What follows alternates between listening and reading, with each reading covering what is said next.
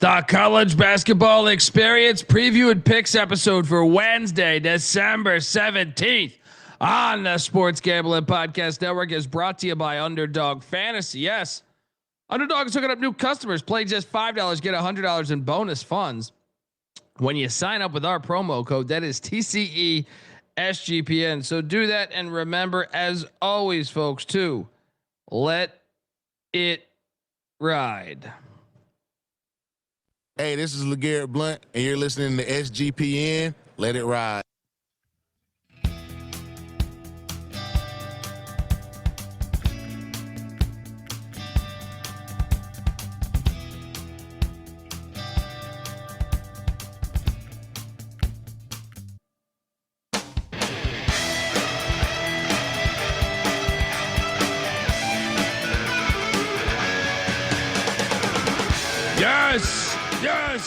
Yes. Woo! Welcome to the college basketball experience preview and picks episode for Wednesday, December 17th.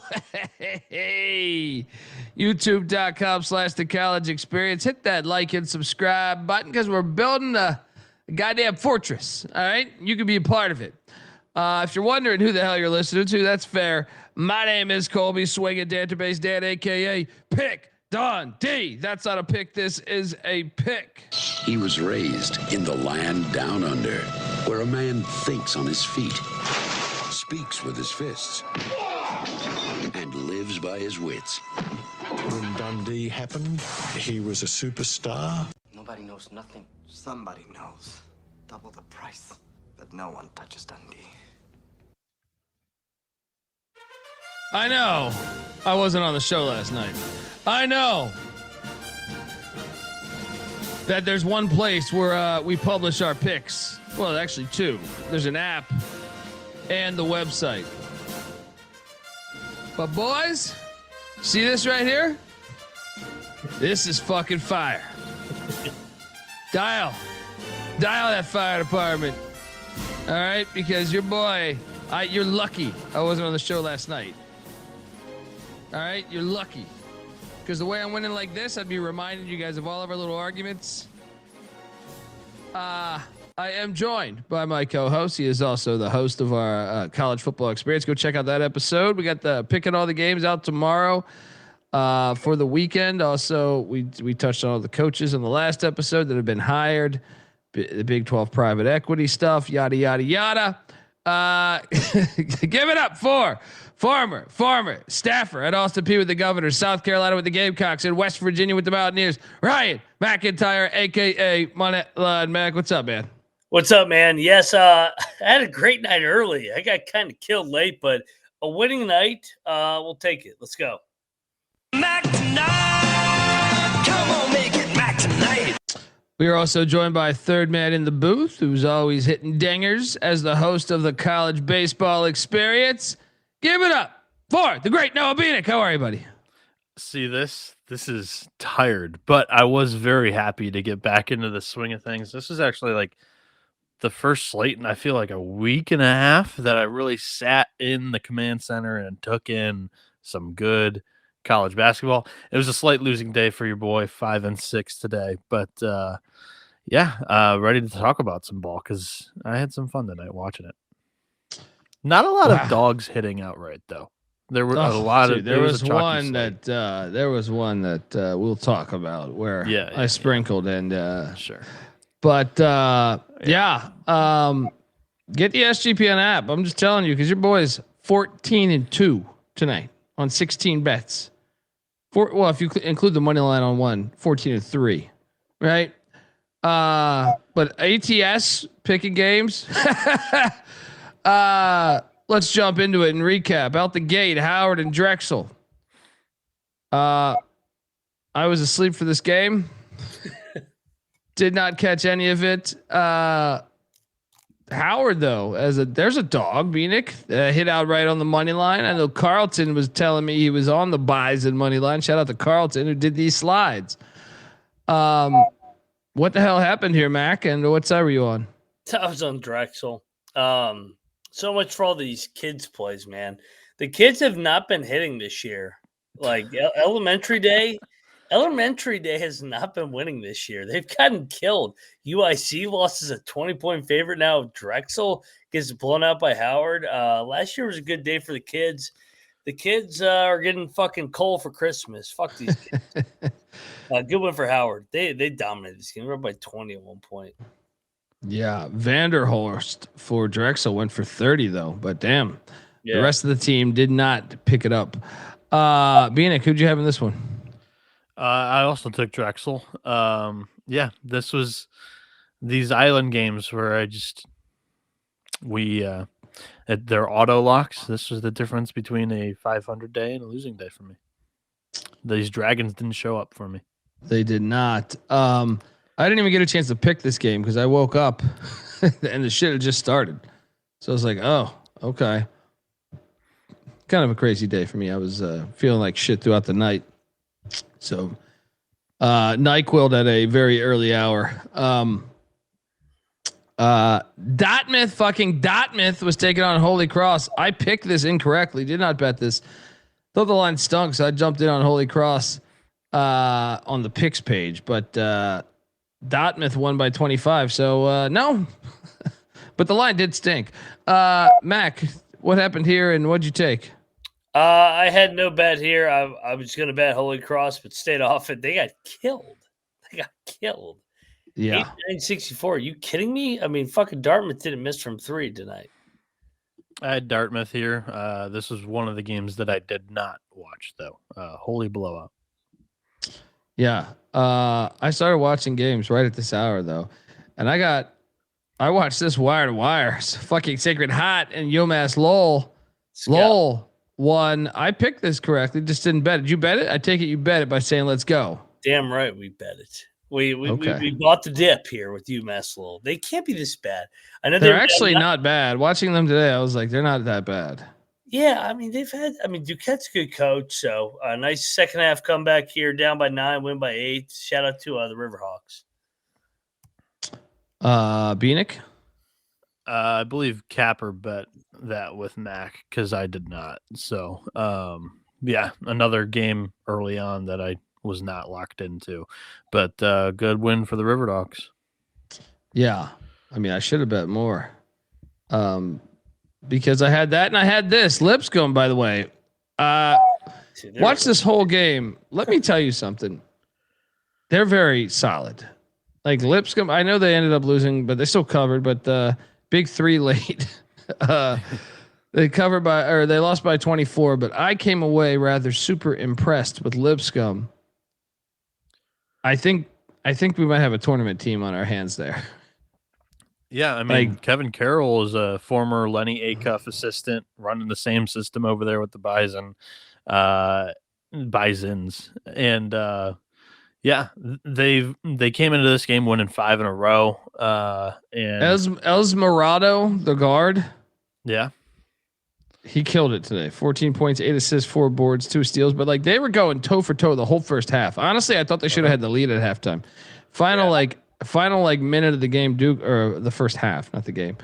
Duke was able to somehow find a 3-point lead out of it. But I thought Lipscomb should have had, I was super fucking impressed in the first half. Now the second half, Duke did what they had to do. They made adjustments, but still, yeah, I came away rather really impressed with Lipscomb. You mentioned Esmeralda today. I've been really impressed by the Asman kid. He's the big man who can step out. Yeah, Assman. Yeah, he can step out and shoot a 3, but he got in foul trouble tonight. He got in foul trouble. Yeah, those bigs in the Lipscomb system do very well, and he's able to shoot it. He's on the season shooting like 40% from deep. They're good. They're good, Mac. Did you come away with the same takeaway? Yeah, dude, they had a double-digit lead at one point in this game. I don't know if they're the best team in the A-Sun. They're right there though.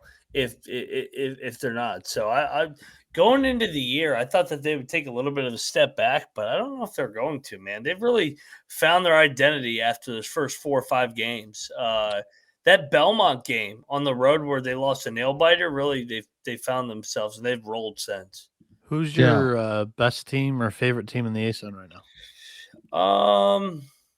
because Florida Gulf Coast 5-6, Queens 5-7. Those are the two teams we like the most in the preseason. Yeah, I think they'll be there in the mix of that, but I kind of think Lipscomb. I don't want to overreact off one game, but they certainly look really good to me. Like I'd probably make them the favorite right now, but I don't know. Queens has had moments too. Alabama. It's all about when you see the team because we just recently watched Queens get destroyed by Wake. So I mean, Queens Queens has played a lot of bye games. FGCU is a team that they're nearing a buy low spot, and if they don't hit on that buy low, that's when I may start to worry about my preseason pick to win the league. Because they've lost 4 in a row, 3 of them tight. This last one they got beat by 16 at the Pit, which is going to happen. They've got one more bye game here against UCF, but on January 1st they start conference play. They've got Central Arkansas, North Alabama, Austin P, Lipscomb, Queens. Those 5, like we've liked Central Arkansas the way they've played so far this year. I have a lot actually. I don't know how they're going to be conference wise, but those next 4 teams are all top 5 programs in the conference. So that conference is up a little bit. Hot. I feel like. Well, yeah, they were competing very well in that SoCon challenge in the home and road weekends there. But yeah, with FGCU, they are in this little rut right now. And their first 5 games in that league, 4 of them are against the top 5 programs in that conference, and you cannot be cold in that stretch. That's for sure. Yeah. Next up, we had I actually watched a little bit of this just to see. I just wanted to see the turnout. How did Midway look? They kind of looked like I thought they would look. Ass or good? Respectable, I think. Former conference opponent of mine. I would say pretty respectable because it was they had a decent crowd. It wasn't terrible. So gotcha. I mean, they still lost by 38, but I mean, I don't know what to deduce from that. Besides that, shout out to the Flamin' Libs. First cash right here on South Carolina State. Fuck you, chat. As they lose by 6. They should have fucking won the game. I just love how I knew when I was going through the games on DK and FanDuel, I diversify. I was looking and I was like, I know Mac's probably on South Carolina State with me. I'm going in too. I just read like some record about them being terrible ATS. I think winless ATS or something like that. Maybe they hit 1. So I knew they would do here as we cash. Mac, your thoughts on this one? Yeah, man. I thought they were live on the money line. I thought they were right there to win the game. They had a second half lead. They lost it. Came all the way back. Cut it to 2. Couldn't get over the hump. Don't lay double digits for South Carolina Upstate on the road. I don't know how many more times I have to say that. Like, if you did that tonight, I mean, come on, what are we doing here? Yeah. Bieniek, did you jump on this? Didn't jump on it. Didn't watch it. But I got nothing else actually. I was gonna say something, but really not. It's okay. Caught a little bit of this game. Toledo loses by 23. They got mauled. This was right on the number. They covered though. Well, I almost pulled the trigger on this, and I would have covered by 0.5 point. But Sparty, I was watching this early. Sparty was kind of rolling, so I switched it off. Yeah, 54-24 on the glass. They destroyed Toledo. Yeah. 30. But I will say the 2 Metro Detroit kids showed up. Sonny Wilson almost dropped 30 on Sparty. That was awesome. And then Leroy Blyden had 10 tonight with 2 assists. So, yeah. And that's what they did right there. Yeah. I should note that Uwe Pui scored 126 points tonight against Middletown. Take that, Middletown. All right. Middletown was in the right spot at the right time for IU Indy. Oh my God, they were in a rut. And how about Asheville struggled with Kentucky Christian? Ended up winning by 10, but this was a close game. I caught a little bit of this. Yeah. Shout out to Kentucky Christian for giving them boys a game. Then This is hilarious because Saudi Arabia State was at Dayton, guys. So Bet Detective hits me up today. Bottom Line Bombs podcast, check it out. And he hits me up and he's like, "What the fuck is this number?" He's like, "We got to go in on Dayton." I go, I'm going in, but I don't understand the fucking number at UD Arena, but we got to go in. These two on last night's show, Mac and Capper, were on the Saudi Arabia State Saudis over there. And I'm like, come on, guys. Oh, so it was a battle. It was a battle, yeah. huh? This was a whooping. Yeah, me and Bet Detective jumped in on these Dayton Flyers. We Don't were. tell too much. I fucking had UMass over these clowns on Saturday. Any other program, you fucking nut up a little bit and compete. When you fucking get your ass kicked as a 10-point favorite and you're a dog the next game, you're supposed to cover the next game. It's like common sense handicapping 101, but this team blows. I don't know what the fuck happened. Dude, they suck. I don't know what in the world was going on. I mean, Dayton was forcing turnovers left and right. Florida State had 20 turnovers today. And also, Dayton made 43 throws. They got to the line 47 times in this one. So this was not close. Yeah. Yeah. I mean, it stunk. I understand the logic, but I just know this arena. So I was just like, I can't. Yeah, that was my angle. Is this was the only power conference team coming to UD Arena in the non-con. The place was going to get up. And this is where I was just on fire. I mean, the whole night I was on fire, but hitting Dayton here. Next up, easy money. Ridiculous number. South Carolina loses by 7. It's like a 4-point game with like a minute and a half left, 5-point game. They don't know about this Palmetto series. SGPN app. I was giving you all this shit, even though I wasn't on the show last night. Tell me you guys all took South Carolina with me. No, I took Clemson. They had their chances to blow this open. I played the revenge angle and the line stunk. South Carolina won on the miracle game last year on the Bank 3. I thought Clemson would come out off Mercer. They couldn't deliver a knockout punch. They had a 13, 14-point lead with 5 minutes left. They couldn't finish it, though. Clemson's got to figure some rotational stuff out tonight. Tonight, some of the starters were just out there doing cardio. Wallin, I know he's in there for defensive purposes, but he added nothing the entire night. Dylan Hunter had 6 assists, 6 points, but sidekicks of him, Justin Porter and RJ Godfrey. Godfrey's been great this season, but the wings did nothing. This was a little stumper for Clemson, and obviously rivalry game, some pressure there, but this is I wouldn't say it was like the most inspiring performance from the Tigers in this one. South Carolina was 4 of 26 from 3. 15%, folks. That's usually what they do. Unbelievable. They suck. A nice cover though for Pick Dundee, and then the Dundee Heat continued because this line was ridiculous. This is ridiculous. Tell me you guys went in on Canisius. Yes, like who? Okay. Be like 22.5. What are they? Dude, they were down a lot of this game. This final score of them winning by 17. They were down. Like I watched this whole fucking game. They were down a good chunk of this game. Golden Griffs. Bieniek, did you fly with these Griffs? I think I picked them because I thought that line was a little crazy, but I didn't bet it. Real quick, Steven Glansberg tipping $5 here. He says, Cards got punked tonight. They're an easy cap the rest of the way. Teams that want to run with them, bet Louisville. When they're playing physicality and length, it's an auto fade. That's basically what Mac was trying to preach to me yesterday. I didn't want to listen. I cashed on that game as well. But Canisius, easy play. It's almost amazing that it almost got in question because the game was a lot closer if you watch this.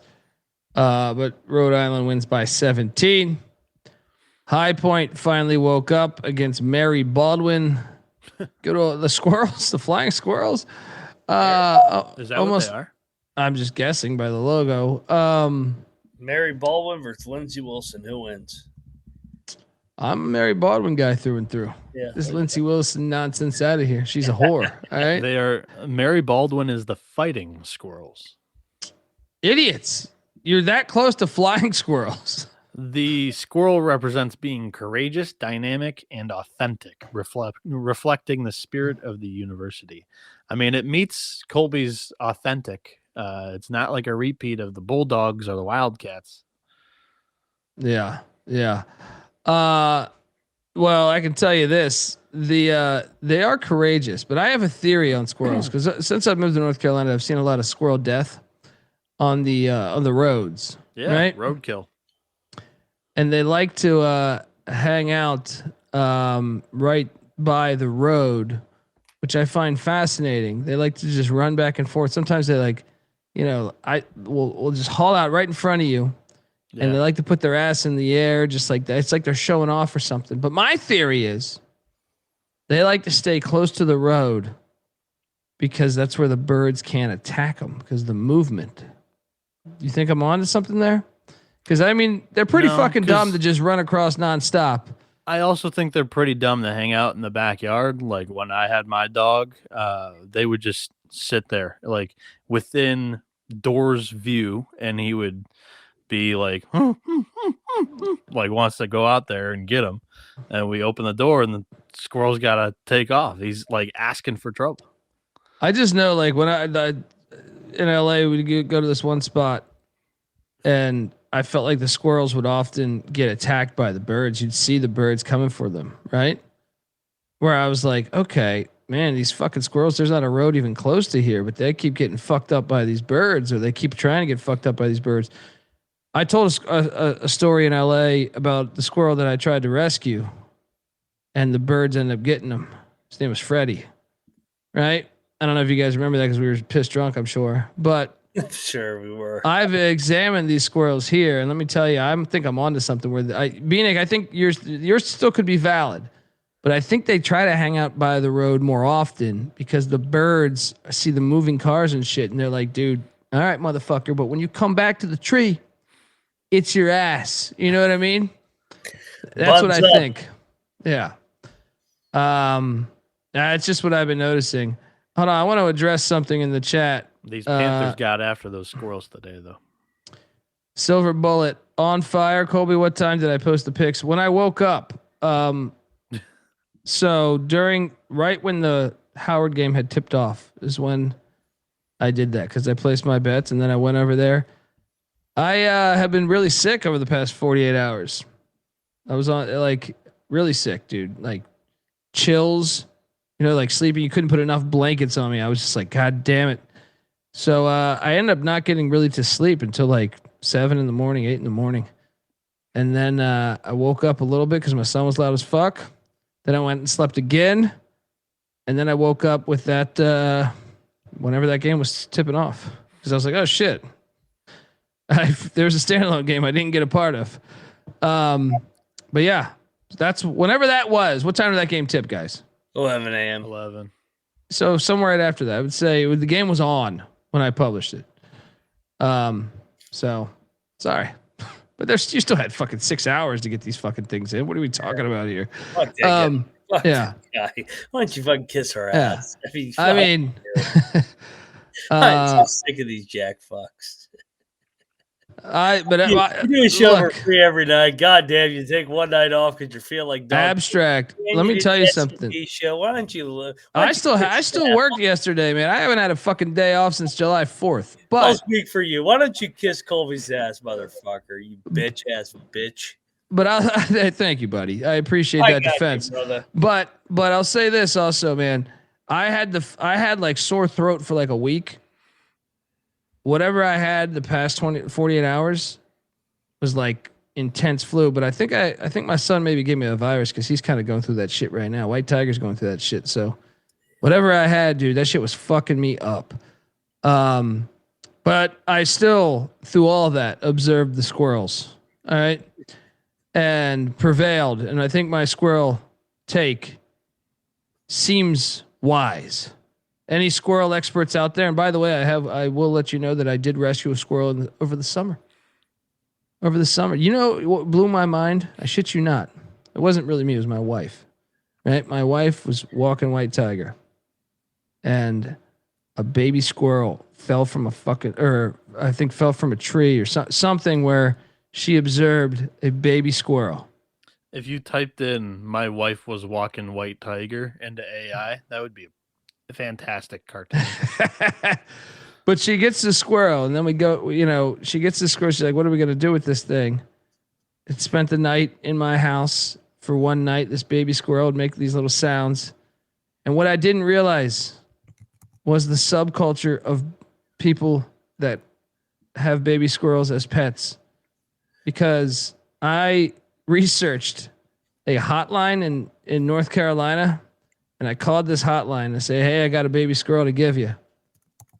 And then within like 45 minutes, I had like 10 phone calls from squirrel owners, right? And one of them actually was a giant red flag, which made me think, because they're like, "Hey, I'm going to send my daughter over to you," right? And I'm like, "Okay, you could do that." And then her daughter calls me and says, "Yeah, I'm gonna give it to a friend. He's never had a squirrel before." And I go, "Well, it doesn't sound like you've had squirrels before. Then, if we're gonna save it, I'm not gonna take him to his death, right?" So I was just taken back by the amount of people that collect squirrels, or that are squirrel owners in the state of North Carolina. But we found a nice home for our friend. His name was Jerry. And hopefully he's out there. Shout out to Jerry. We'll drink one for Jerry. You must don't be from the dirty South. Yeah, no, I got that feeling when I like some of the phone calls that I took was I just was kind of blown away by the squirrel subculture. Even afterwards, after I had dropped Jerry off at this woman's house who had multiple squirrels, and she like every morning.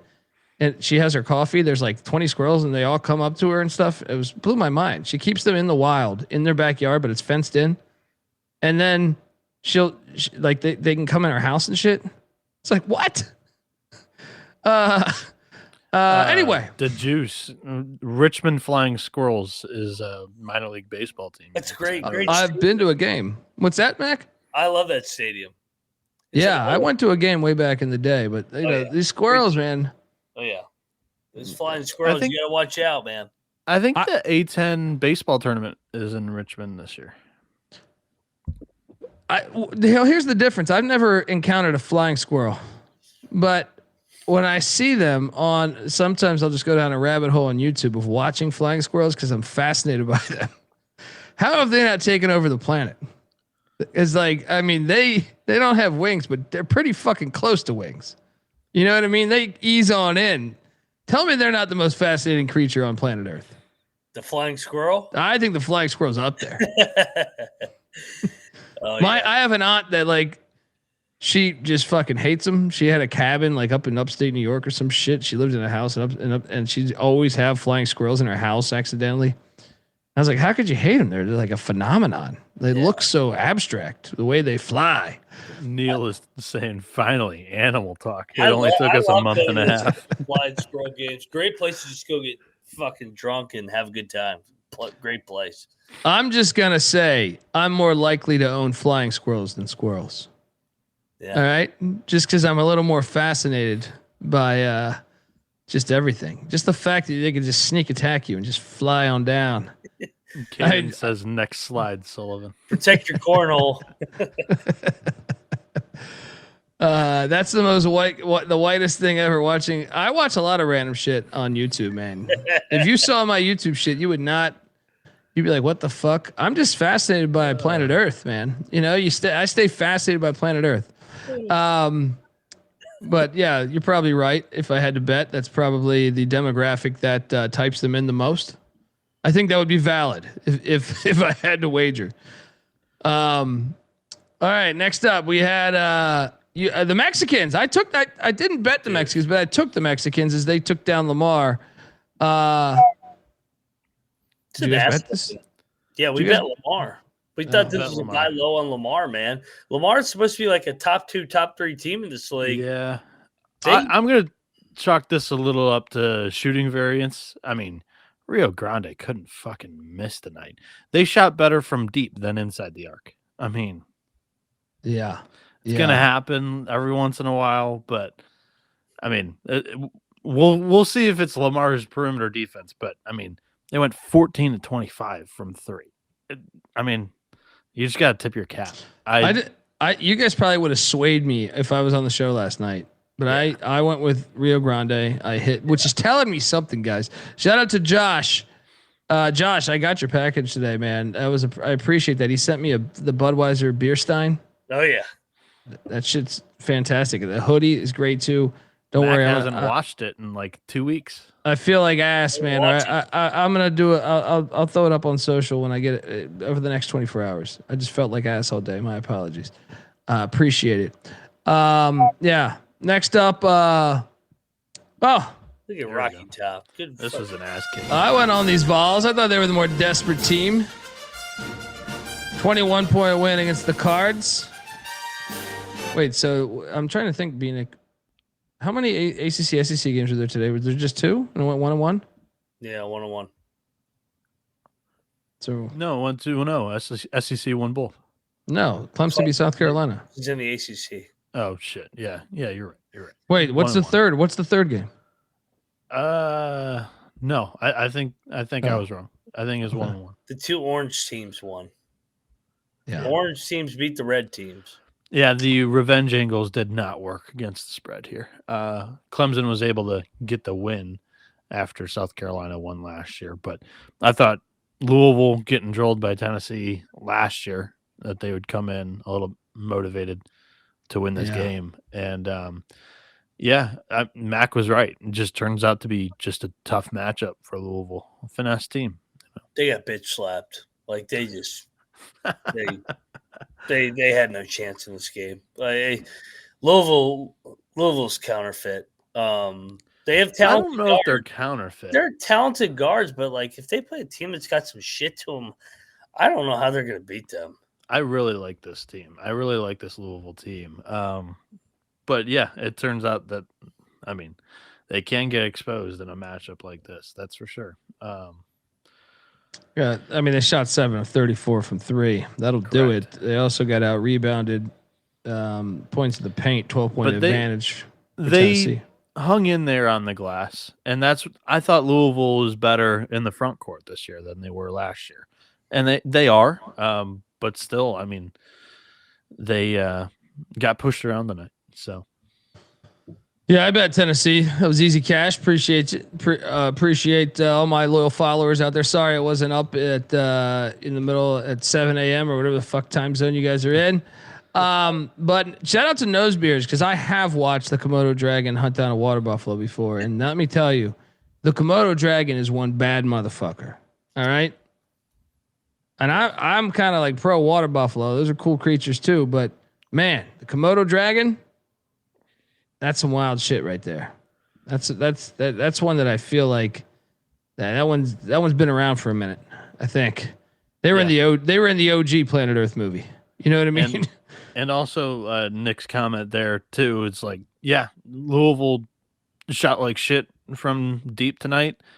If Michael Brown's on the court, that probably changes. That's like their best player. So not having him tonight kind of hurt, but still, I don't think they would have won the game. Yeah, they weren't winning that game. The freshmen can only do so much. They got punked. Yeah. I'm sorry. There's a lot of dragon talk in the chat, guys. I'm getting kind of taken back by the amount of. I'm glad to see there's this many people fascinated like me. You know what I mean? Like, because when you think about it, Planet Earth, we're in like the 30th episode of Planet Earth. You know what I mean? Like, I think Komodo Dragon was there day one. You know what I mean? They were like Snipes in Major League, and we're fucking Omar Epps, you know, or whoever in like the third or fourth one. They're just throwing in, you know. Shout out to the Vols, nice win there. Shout out to the Komodo Dragon as well. A worthy enemy. Chicago State, Bowling Green did battle. This is a hilarious game. Oh, dude, Where I we at, actually Mac? I thought I picked this right. I was right. I was correct on the handicap. I said I don't feel great about it. I said it's going to land right on the number. Well, I locked it up and I cashed. Yeah, but you guys were like, they're going to win by 40. They're going to win by 30. Dude, I thought They Chicago State covered. It was yeah. blowout. It would, dude. What was their largest lead of the game? 21. 21. Yeah, Doesn't matter to get me. out of here with this. Doesn't whole big matter to me. program. Like, hey, They did. They mauled them. My Dude, exact handicap. I didn't lock this. I said, dude, this is not going to be the lock easy win that you guys think it's going to be, and this is going to be like they've baked in the number, and it's going to land around 20. And they won by 21. What do you mean I told you so? I called the shit. Bowling Green dominated inside. Chicago State was like little boys in a forest. I mean, they got blocked. Bowling Green had 10 fucking blocks tonight. And Chicago State was like 30% inside the paint. It was around the rim. But It was dude, nuts. Chicago State was covering majority of this game. Bieniek, their largest fucking lead was at the buzzer. I won the bet. I don't care. This is bad karma. Just say, hey, I'm glad I won this one. It wasn't as easy as I thought. No, this was the handicap. No, I it won. wasn't. I You won the act like bet. You're gonna win by 40. You handicap. The handicap. That was it. Chicago State covered the closing number, apparently. Yeah. I So literally there's said that. they won by like 20, and they won by 21. Like, this is bad karma for you, Bieniek. They cruised. Just steadily grew the lead throughout the game. At no point was this ever in concern of not covering. What? Are you retarded? Dude. Nope. Did you watch the game? Yes, I watched the game. I didn't watch it, but I was score monitoring it. I was like watching all the scores. 2% of the game. Yeah. Chicago State was not competitive in this one. Good God. Oh, my God. Next up, The final number. I ate Putting shit up on this 55 one. points, and you're arguing that like they were a good side, a good pick. No, they covered. Bowling Green 99% locked them of the down game. tonight. They couldn't do anything. Why don't you offensively. talk about how that was the great entire Wright State handicap? was? Why don't you talk about how great Wright State was? Since she got all the answers. I picked Wright State. I did too. I did thought too. Miami, Mac Ohio did was too. due. I don't know why Max got a wedgie. Like he picked Wright State too. No, Like, because we had a debate on Bowling Green and fucking Chicago State. I said, dude, this isn't as easy as you think it's going to be. It's going to be around 20. And then you're like, oh, this was never close. When their largest lead was 21 at the buzzer. Yeah. watching the entire game, it was a growing lead throughout. Like it was never in doubt of it even being a close game. Chicago State couldn't muster up any offense. If they went inside, But they were Bowling covering Green was majority of the treed. game. I feel like it was They like covered 99% of the game. They were up 15 throughout. Like Is that- from is the that get-go, 20? they were up That's 10 20. and they grew the lead throughout. It was like Okay. like a bye game. Typically, what happens is the you lead can't grows say though. throughout Like to the me, game. I think You you're can't just you're say off that though this was a on beatdown. What are you talking about? I think what you hit it, but they were definitely covering majority of the game. So I don't know that I would say. 99%. You say you might have said you knew they were going to get there eventually, and they Yeah. did. They But did. That was the handicap. I would still say you got to Dude, feel fortunate. You got to feel a little the fortunate. handicap right? on Chicago State coming into this game: 64 points, 62 points, 53 points, 55 points, 54 points, 54 points. They can't score. And when they went into the paint today against Bowling Green, they couldn't do anything. That was what it was. That was the handicap. Looking back at it last night, go listen to it. I said that Bowling Green they're gonna would have their annihilate way. them. They did And not Chicago annihilate State them. could not. You don't need to annihilate a team when they put up 55 total points. Okay, Bieniek. Okay. Wright State was a bad pick, apparently by all of us. Was this Yeah. Miami, Ohio State? I'm looking at their schedule right now. Not. You know who they got on Tuesday, Mac, right? Oh, no, shit. I'm sorry. I scrolled to February. No, I take that back. I thought they were at UMass next Tuesday. That is not accurate. Bowling Green on Tuesday the 30th? Now, this is a game that I'll eat shit on. I was pretty confident about this pick, and this was a blowout. This was dressed up. Dude, Lexington Steel doing it over here. 11-0, baby. They're at Ball State on the 20th, and then they get Milligan's Island there. That'll be a win, right? So there's a shot They're sitting there at 13-0, heading into New Year's Eve at Bowling Green. We got to take Bowling Green money line that game. We got to take Bowling Green money line that game. We got to get in on that. Bad pick. One of my 2 losses. ATS. I ain't shit. I can at least admit I was on the wrong side of this one. I am too. Bad pick. I mean, shit. Wright State also didn't miss. Shot 50% from 3. And sorry, Miami couldn't miss. Shot 50% from 3. Wright was so cold early on in this one. Next up, I cashed on this one. Let's get off. I should have bet this. Ridiculous number for an inner city battle. All right. Our Sun Blazers went in there and they blazed on and only lost by 17. Easy cover. Don't tell me, Bieniek, you took the Canes. Don't tell me you took the fucking Canes. I don't remember what side I was on last night. I didn't watch any of this one. I didn't bet it because I think Miami blows these teams out, but they didn't blow them out tonight. Well, in hindsight, I wish I would have bet this one because I thought long and hard about it, but I did not bet DePaul in the points, but they easily covered as they lost by 13. I picked it correctly though. So, still want my cred for that. Did you bet this, Mac? Yeah. Cannabis Capper and I took the ball. Ridiculous number. Ridiculous number. Yeah, that's too many. I should have went in. Bieniek? I was hemming and hawing on this game last night. I really couldn't make up my mind. I did take DePaul, but I didn't bet it. I wasn't really locked in on this game a ton. I turned it on when it was kind of getting closer. DePaul was kind of making this somewhat competitive at the end here. And Dylan Darling looked pretty good, which is a development for the Johnnies. That's like their only traditional point guard they've got on the roster. And yeah. I mean, still questions about these Johnnies, man. But how about this next game? Easy money. I bet UMKC they hopped around and only lost by 22. Dude, Porter Moser, anytime he's laying this ridiculous number, you got to take I feel like I'm hitting at like a 90% rate on anything over 20 against Porter Moser. This was a little dressed up. Yeah. At the end here by UMKC. They were up 30 at like half. Fair. I didn't watch any of this. But they never cover these lines. They never cover these lines. Porter Moser as a ridiculous favorite never covers these numbers. Very rarely. Mac, you didn't go in on this with me? No, I took UMKC, but I hate this team. All right. Next up, we had Ohio Wesleyan. They lost by 33 to Ohio. Shout out to the Bobcats.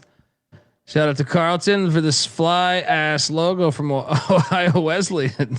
Let's go. Do you know what their nickname is? We looked this up last night. What is this? They are they were the Bishops. Ah, okay. Yeah. Bishops. That's not bad. It's not bad. I cashed on this one. I almost took the money line of this fucking game. Delaware shit out of here. Yeah. I think I got 10.5 too. I don't even think I got 9.5. I think I got 10.5.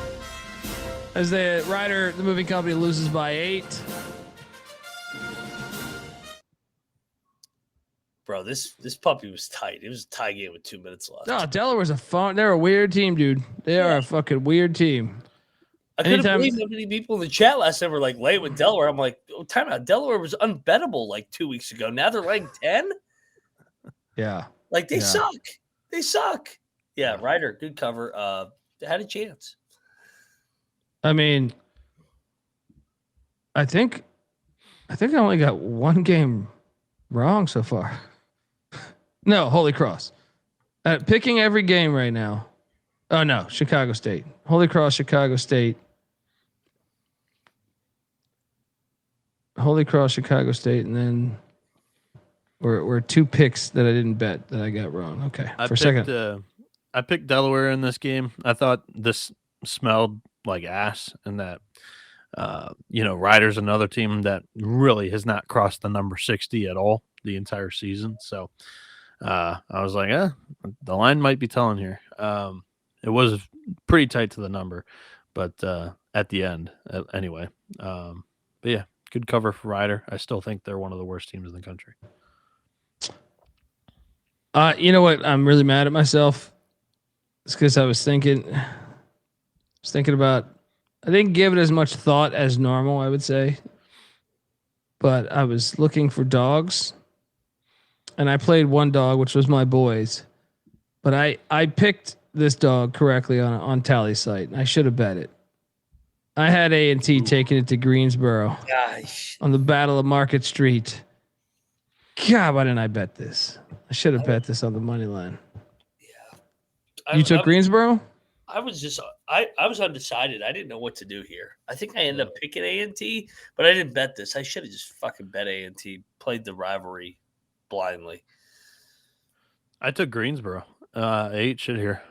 You bet Greensboro? No. Yeah, Just like completely wrong. A&T's been playing well this year compared to expectations. I mean, this is probably their best win of the season, but they've taken care of business against every team that they should have. And then this is the one time where they've won outright as a dog now. So 6-4 with a bye game before conference play against Mid-Atlantic Christian next. Yeah.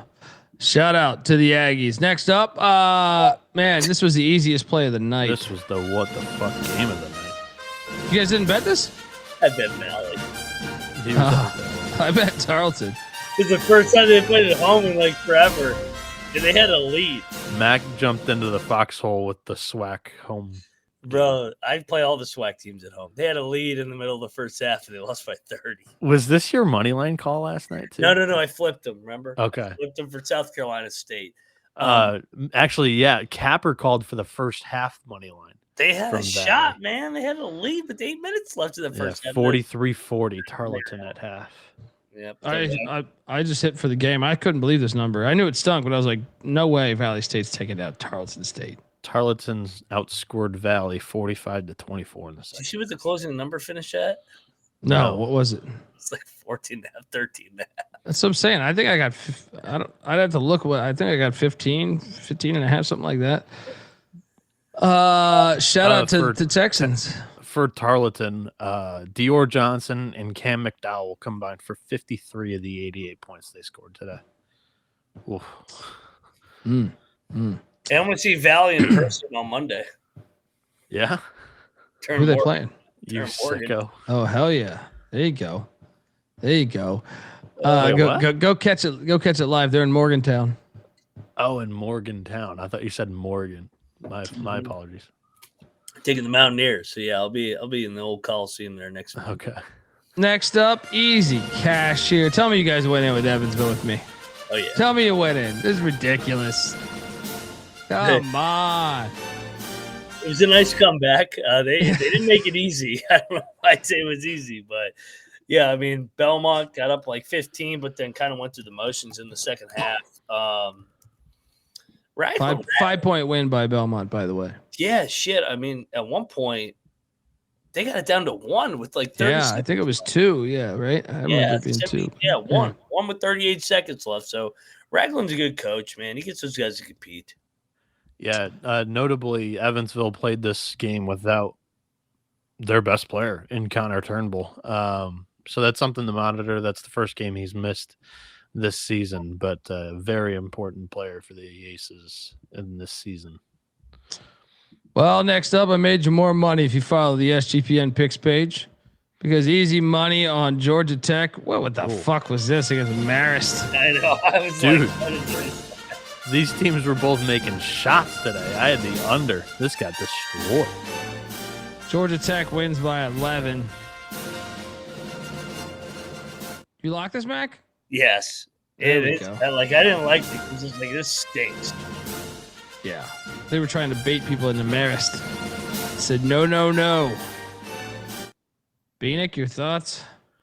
My only thoughts were I was surprised that both offenses were humming today. both of them typically, like these programs, and so far this season, have had pretty good defenses, and the offenses have been pretty lifeless at times. So yeah, kind of surprised at the game that I kind of watched here. And next up, easy money. Fucking Long Island Sharks go into Stock Vegas. I had this on the fucking money line. And let me tell you. Did you guys watch this game? Yeah. Can we make free throws at the fucking like the 2-minute mark? We have a chance to go up 2. Well, speaking of free throws too, Mississippi State had 30 compared to LIU's 11. Yep, prostitution refs. Dude, let me tell you, man. They're up 5 with 4 minutes left. I still think this is a neutral site game. They win this fucking game, but we cashed on that. I did sprinkle the money line, so I ate shit on that. But that was my money line play today. Mississippi State's trash. They're a fucking trash team. I can't believe they won this game. Rod Strickland's got to be going fucking crazy. I know they should have won that fight. They had no business winning this fucking game, dude. Anyway, shout out to the Sharks because they always cover, baby. We were at Luga's. The place was packed. And if it hit on the money line, you better believe I wouldn't have been doing this show. I'll tell you that right now. Next up, we had, I didn't bet this, but I did cash on Moorhead State against Little Cock. 14-point loss. Little Rock's terrible. They suck. Moorhead over Little Cock all day, baby. Yeah. Bieniek? I think I took Little Rock. Didn't watch this one though. And my most magical cover of the night right here. Valpo, I locked up plus the points. I lose by 16. I only got 16 and a half. You guys called it at 17 and a half. But man, covered by the hook. The Crusaders get it done. Anyone bet this? No, we stayed away. It felt like it stunk a little bit. Yeah. Northwestern had been drilling these teams, and Valpo, this was their first bye game since playing Kentucky when they lost by 50. So it was one that I didn't really want to touch. But Valpo continues to look good. The other bye game that they played was Marquette, but we threw that out the window because Marquette sucks. Folks, I want to tell you that the College Basketball Experience is part of the Sports Gambling Podcast Network. Get access to all of our free picks and podcasts in one convenient place. That is the SGPN app. Download it for free in the App Store, Google Play Store. Just type in SGPN and let it ride.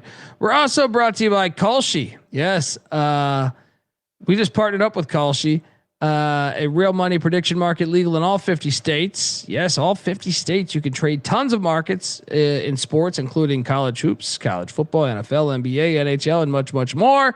You can even trade first touchdown props and just a slew of other props. You got to check it out. Besides sports, I got a ton of other markets, politics, entertainment, hell, even the weather. So jump on over there. New customers at Kalshi get $20 when they use the promo code SGPN. That's KALSHI. Promo code SGPN. Kalshi. We're also brought to you by Underdog Fantasy. Yes, Underdog is your home for pick'em entries where you can win up to 5,000 times the amount of money you enter. And look, Underdog's got a brand new offer for new customers. Play just $5. Get $100 in bonus funds when you sign up with our promo code TCE SGPN. So do that and let it ride. All right, we are back. Next up, East West and Northern Illinois. Northern Illinois with a big win by 58, something like that. 48. Game got over East West. Yeah, East West had a game canceled against Southern Indiana in this one, or yesterday, and then today played Northern Illinois, which is like a 5-hour drive. I don't know why. I still didn't look into why that game was canceled, but yeah, they got destroyed here. Next up was this one. I almost pulled the trigger on Oral Roberts. They covered. They only lost by 1. I actually thought they were live on the money line. But shout out to Quanzo Martin and the Bears for getting that dub. But yeah, anyone bet this? No, they kind of suck. I picked Oral Bob, didn't bet it. No bet. So ETSU. This number went up, didn't it? Yeah, man. I bet ETSU, man. That game got away. in the second half. I think 17.5 is what I got on Tally Site picking the game. They lost by 19, so I got this pick wrong. Damn it, man! Trying to sweep the board here. Yeah, didn't watch any of this game, but definitely looking at the box score here, ETSU just got exposed by North Carolina's size. Henry Vezar, the 7-footer from Arizona, who transferred into UNC, put up 26 points with 8 boards, and then Caleb Wilson had 20 points with 8 boards. UNC 35-23 on the glass. So yeah, that was a tough matchup for the Bucks. That was something that chat was talking about last night.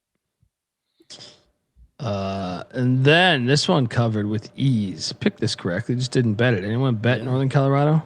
I did. Mac, yeah. There you go. Yeah, they're bad against Linder's former assistants. Yeah, 11-point win. And the Bears did that tonight without Quinn Danker, who kind of runs the show. He's their point guard and one of their volume scorers alongside Zach Block. Dude, Mac, this might be one of the better Northern Colorado teams because Danker being out, they still have Block, who has had a lot of blow-up games, but they've also got a big man this year, and that Brock Wisney kid against Texas Tech's front court. This kid had 29 points with 5 boards and 5 assists. Like, that's not an easy matchup, and he ate tonight. Speaking of eating, Lawan Watts, holy fuck. Texas Tech, I think, might struggle in the Big 12. They struggle. I'm with depth. you. Like, I'm not sure who they've got after that starting 5 or 6. Like, I think Arizona, Iowa State, Houston, Kansas, and Baylor are all way better than them. I struggle with Baylor. I think Texas Tech and Baylor are very similar to each other. Like, I think I have them in kind of that same category. Did I say Baylor? Yeah. Oh, I meant BYU. Yeah, you didn't say BYU. You said, yeah, I agree with you. BYU is better than Baylor. BYU's 5. I would go Arizona, Iowa State, Houston, Kansas, BYU. I agree. 5. I would agree too. Yeah, Tech and Baylor are kind of they're okay. Like, they're good, but they're not touching those top 5, I don't think. Yeah. Next up, we have the likes of Lemoyne. I picked this correctly, laid the points. I'm gonna bet Texas. They won by 42? Yeah, they should have fucking bet Texas. The fucking front runners fucked them. How the hell does this game get on the schedule? I was saying last night. I was like, what the fuck is this game? Syracuse, New York, down to Austin, Texas. Yeah. Next up, we had Omaha. They stuck it to York by 47. Shout out to the Mavericks. Then this is the second bet that I lost. I took Butler in the points here. We should have covered this. Got 15.5, and I still didn't get home on this. 19-point win for UConn. Yeah. I felt like this was the right side.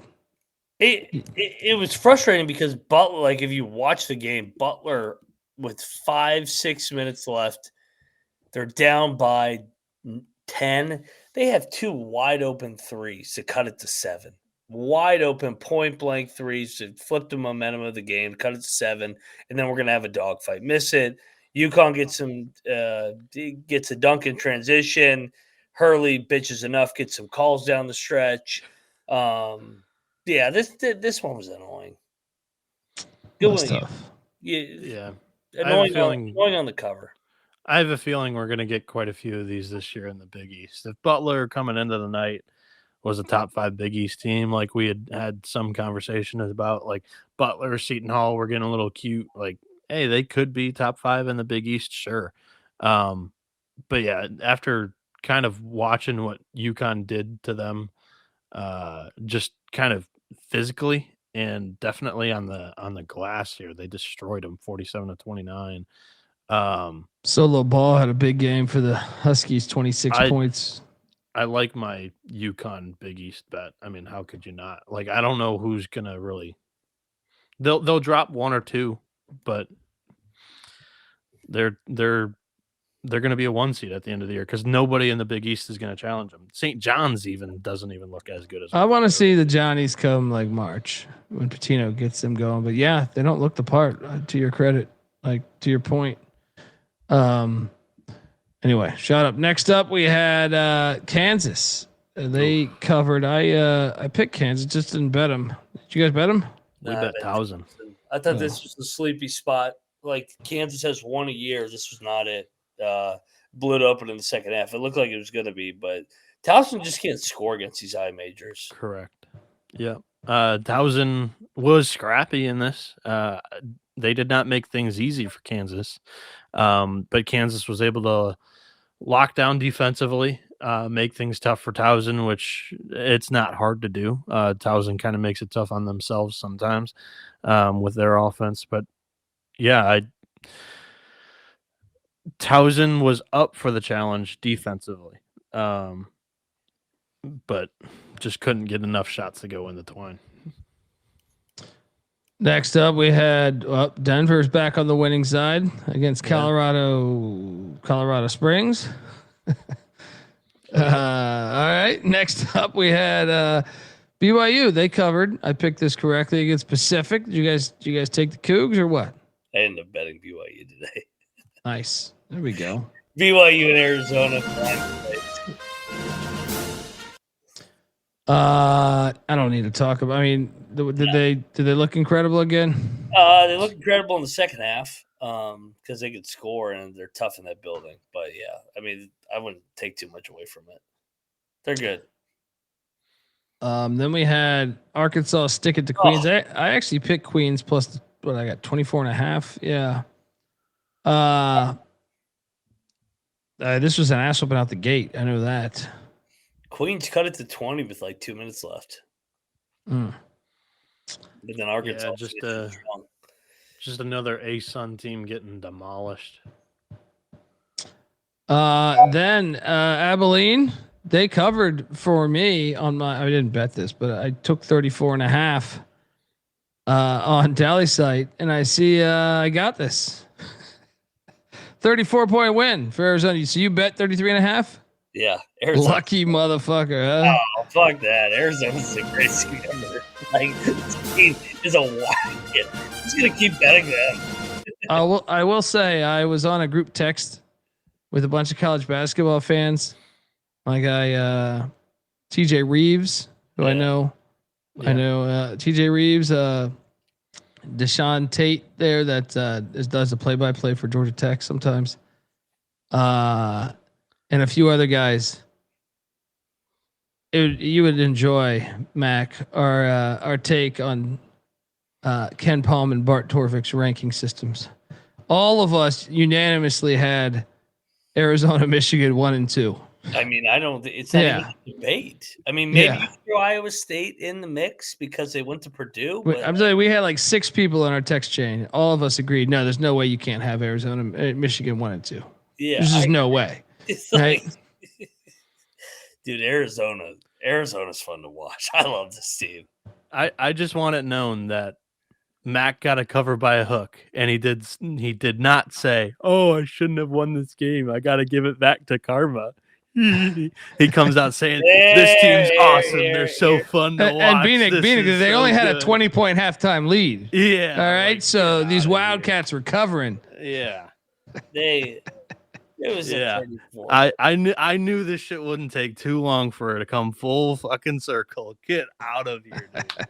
What was their biggest lead? Panties are all in a wedgie. Oh, their biggest lead was 34. Dude, their biggest lead was 34. No shit. I went and looked it up. Yeah. Probably should have by a hook at the final fucking half minute. Yeah, but Bieniek, here's the difference between you and I. When I bet Arizona, there's no difference from what just happened. Shut up and listen. This is your problem. You're not listening. You're not listening. Shut up and listen. My handicap on Arizona was, this is probably way too high last night, but I'm going to bet Arizona because they're a wagon, and I'm just going to keep going. I would say the difference would be this. The difference I would called be this. Chicago State one of the worst teams in the country, and that's why I was Phoenix, betting. you said Bowling Green was like going to annihilate them. They covered. Hang on, bozos. Look, if the difference to me is this, if I don't even know if Mac's saying this, the thought that I was that when you said this, Bieniek, made it seem like it was an easy cover.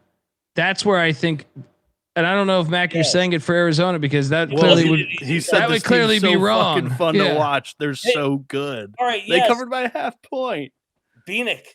All right, do you want to go through Arizona's resume? They're fun to watch. Yeah, I agree with you. I even agree with the whole Ken Pom rant. Like Arizona should be These one. aren't. This isn't the same. Like I literally like joked about it. I go, I'm locking up Arizona just because I'm going to keep riding them because I think it's fun.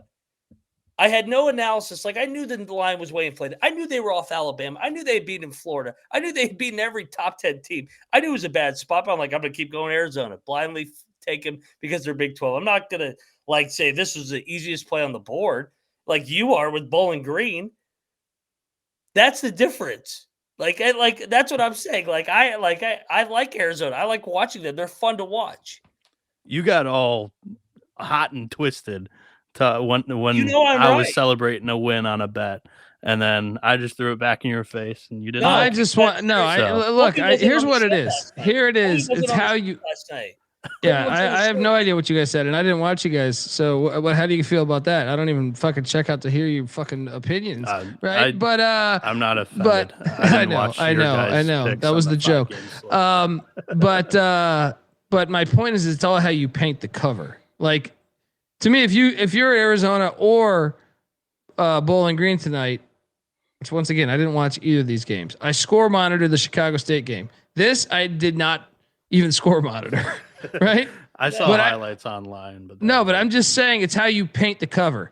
Like to me, you're like, hey, I got it right. Boom, got kind of lucky. That's the way that's what the comment should be. Yes. It should not Mac be. didn't say that either, though. That's why I said called them out. Fun to watch. I never said that was an easy cover. When did I fucking say that? Well, you didn't say it was an easy. You didn't say it was a hard cover that I shouldn't have won the bet because you covered in the final half minute of the game. I just said there. I literally said called me out for the same BS. Noah, you're not listening again. I literally said on the show last night. I said I listened very well of what you were saying to me. Chicago State and Bowling Green. We know that. Well, I don't get. They call, but they're counting down 7-6-5. I said this is probably not the right side, but I'm gonna just keep backing Arizona because they're fun. I'm gonna this is a Duke play. I'm gonna take it with Arizona. I'm not coming in here going, oh, that was the right side. Fucking had it all the way. Like, I just rode Arizona because I like Arizona. They're fun.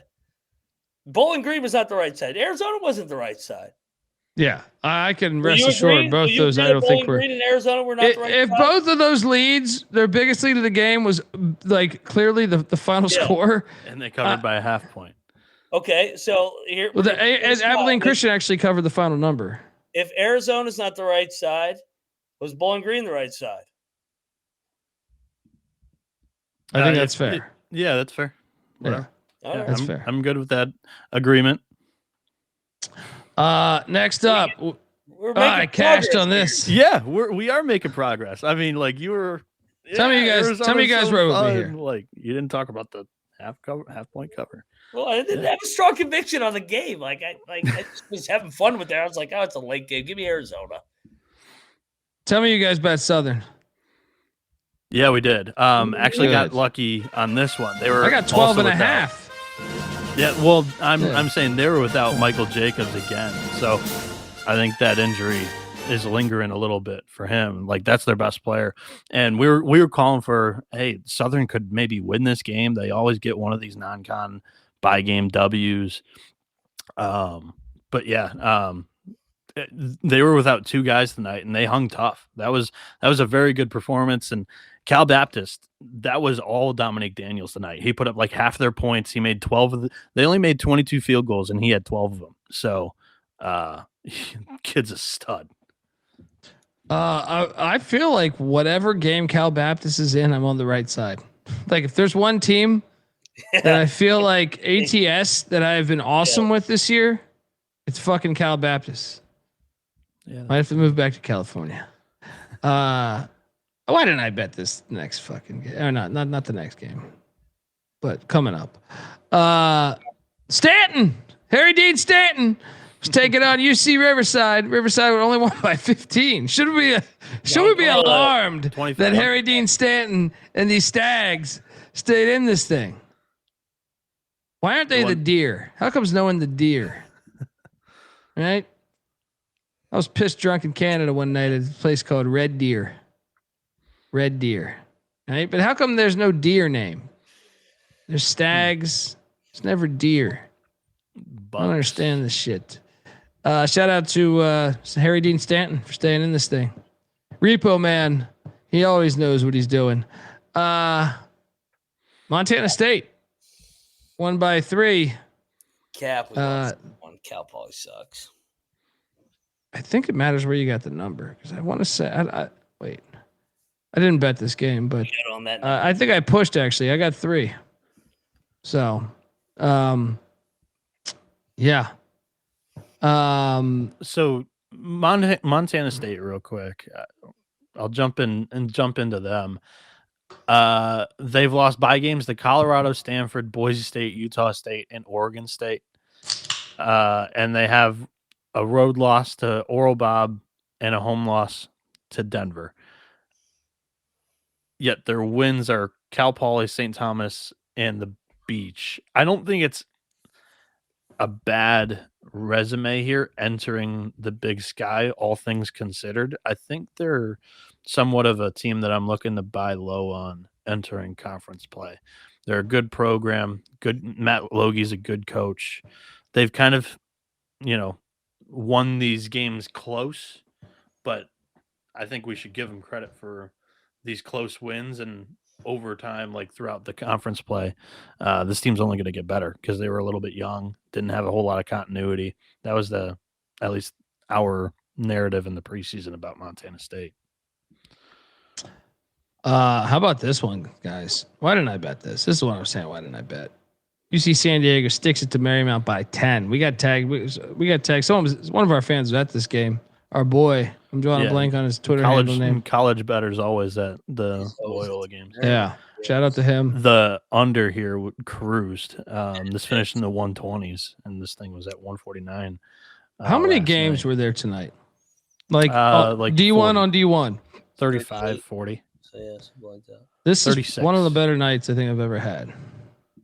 Like picking every game. So I missed that. I woke up after the Howard Drexel game started, but I got Holy Cross wrong. Picking every single game. I got Holy Cross wrong, Wright State wrong. Chicago State covered for me on Tally Site. Mac Colby's in victory lane on one of the chalkiest nights of the year. I was gonna say fade me tomorrow. But I'm like, I don't know that I ever recall a slate this big where. You know what though? I actually, you know what? I picked Lemoyne. I thought I picked Texas, so that's one. I think there was like 6 dogs that won outright today. That's crazy though that I fucking but dogs hit like a motherfucker, dude, on the points. Dogs were good cats. Yeah. Like covering. But yeah, there wasn't many outright. Yeah, I'm doomed tomorrow now. Dude, I want to say I had like 5 losses out of fucking 35 games.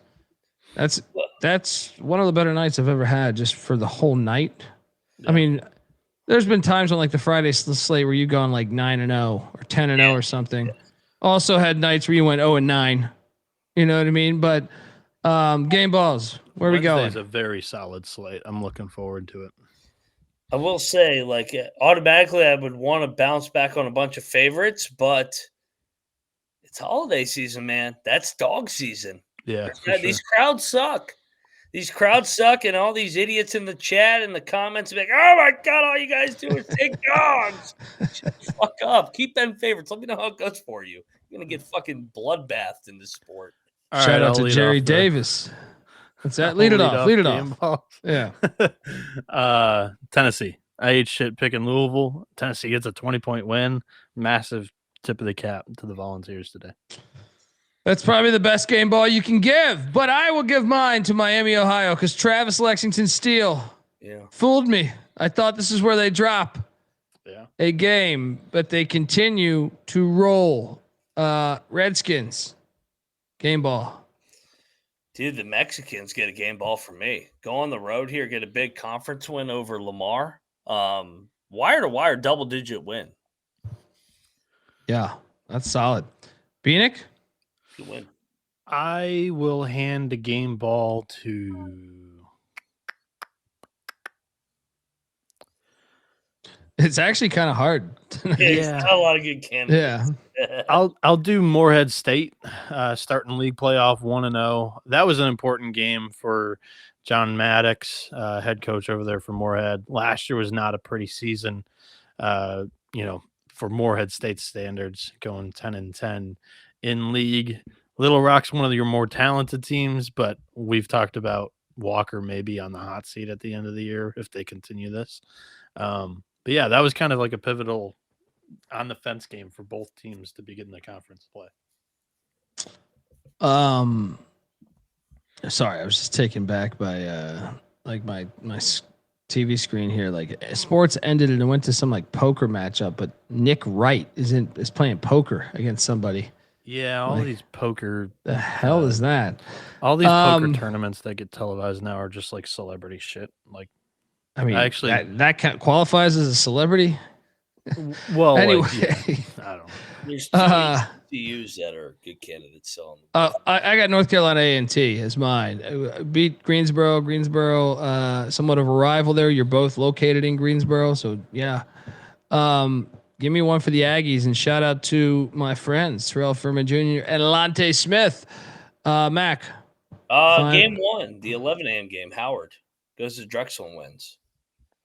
I know that feels like forever ago, but that was a nice little win there. Yeah. That is a good one. All right, folks, want to tell you that the college basketball experience is brought to you by Novig. Yes. Novig is America's #1 sports prediction market. With Novig, you are getting the best prices because they are in exchange. Download the Novig app and get $50 when you spend $5 if you use our promo code. That is SGPN. Get in on the action with Novig, promo code SGPN. And we're also brought to you by Rhythm. Rhythm has been crushing it in college football this season. Been really good at identifying when to fade players and take those unders. And look, college hoops is up and running, over 300 teams. Rhythm has predictions every game, every night. It pairs perfectly with this very show. Super easy to sign up, run predictions off the house model, or you can make your own and play with those sliders there. So jump on over there. Use the promo code SGPN25 when you download Rhythm. That's RITHMM for 25% off your first month. Download Rhythm. Promo code SGPN25.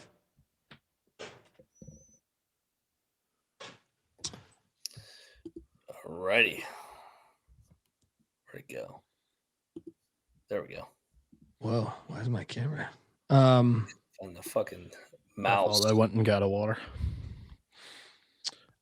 Did you turn your heater off too? Is that what you did? I did. I don't leave my heater on. All right. I don't leave my heater on like some people here. All right. Down. Good Although someone would say I don't need any heat with the fucking type of performance I had today. It was cold that day. Even the fucking squirrels in the street are talking about me. All right. Haven't had to get as much heat with all the squirrels that's been running around here lately. Those Richmond squirrels. Those flying squirrels. Guys, tomorrow there's a shit ton of games. It's pretty fun. And it starts with a banger. Standalone. Actually, not sort of a standalone. There's 3 bangers. Yeah.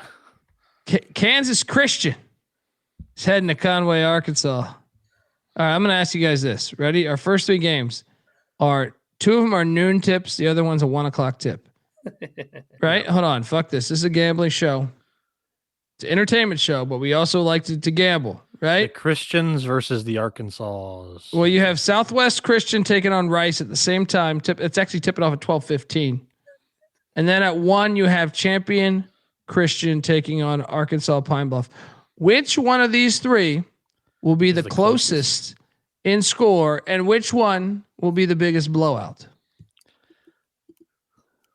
I can hit you with well, no, I don't have Kansas Christian's data in front of me. So The biggest blowout is going to be Central Arkansas over Kansas Christian, and the closest game will be Champion Christian against Arkansas. Yeah, I mean that's the deer in the cage, right? This is going to be the closest one, right?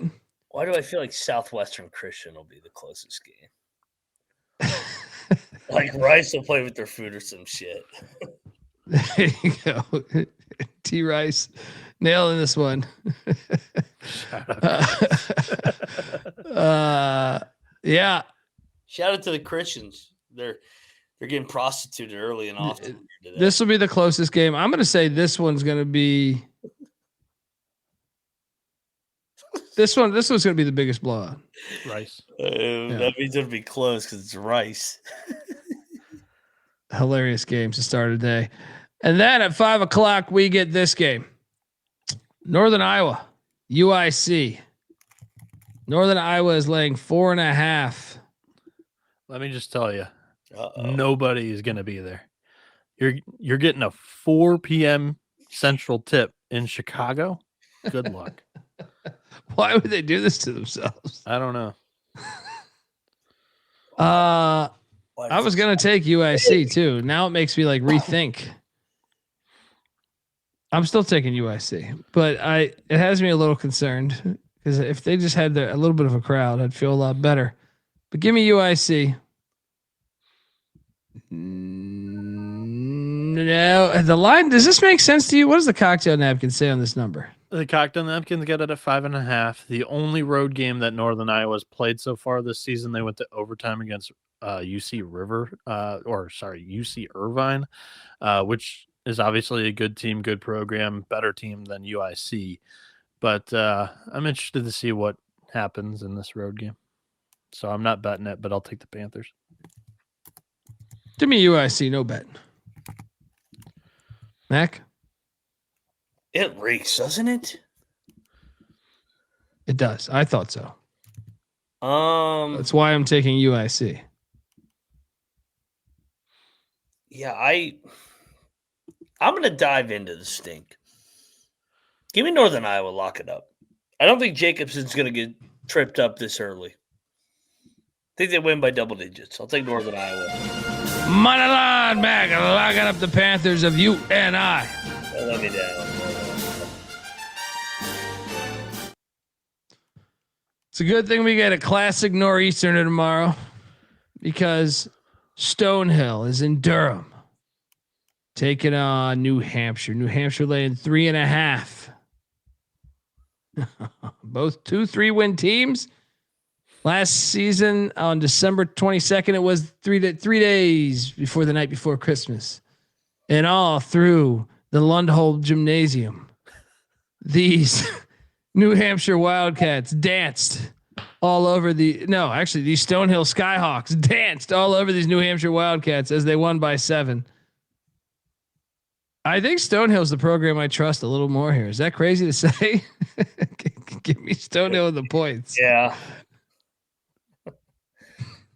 Yeah, I'll take Stonehill. No, this one's ridiculous. Yeah. I'd love to meet anybody that has a strong conviction on this game.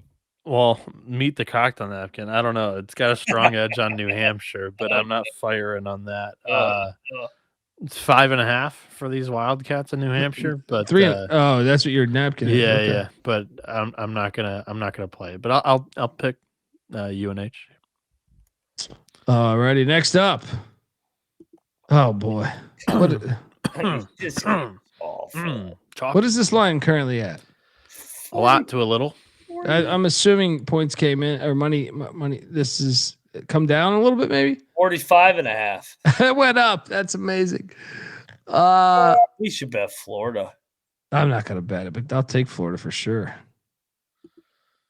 This game's ridiculous. Florida's not gonna have their starters in 10 minutes into this game. I don't know. Florida's got to work out the back. The backcourt needs a confidence builder type game. Yeah. So both these teams went to the tournament last year. It is 43.5 at Hard Rock, 44.5 at Rivers. Should we bet this 43.5 at Hard Rock? I like them, Florida. They're gonna. I don't have access to. They They Hard need Rock to. in They need to Michigan. cook the books, man. They need They to cook haven't the cooked books. the books all year. Yeah. This is like a 60-point win. All right. All right. Let's go. Let's go. You convinced me. Gators. Gator. Gator. Gator. End over St. Francis and take it.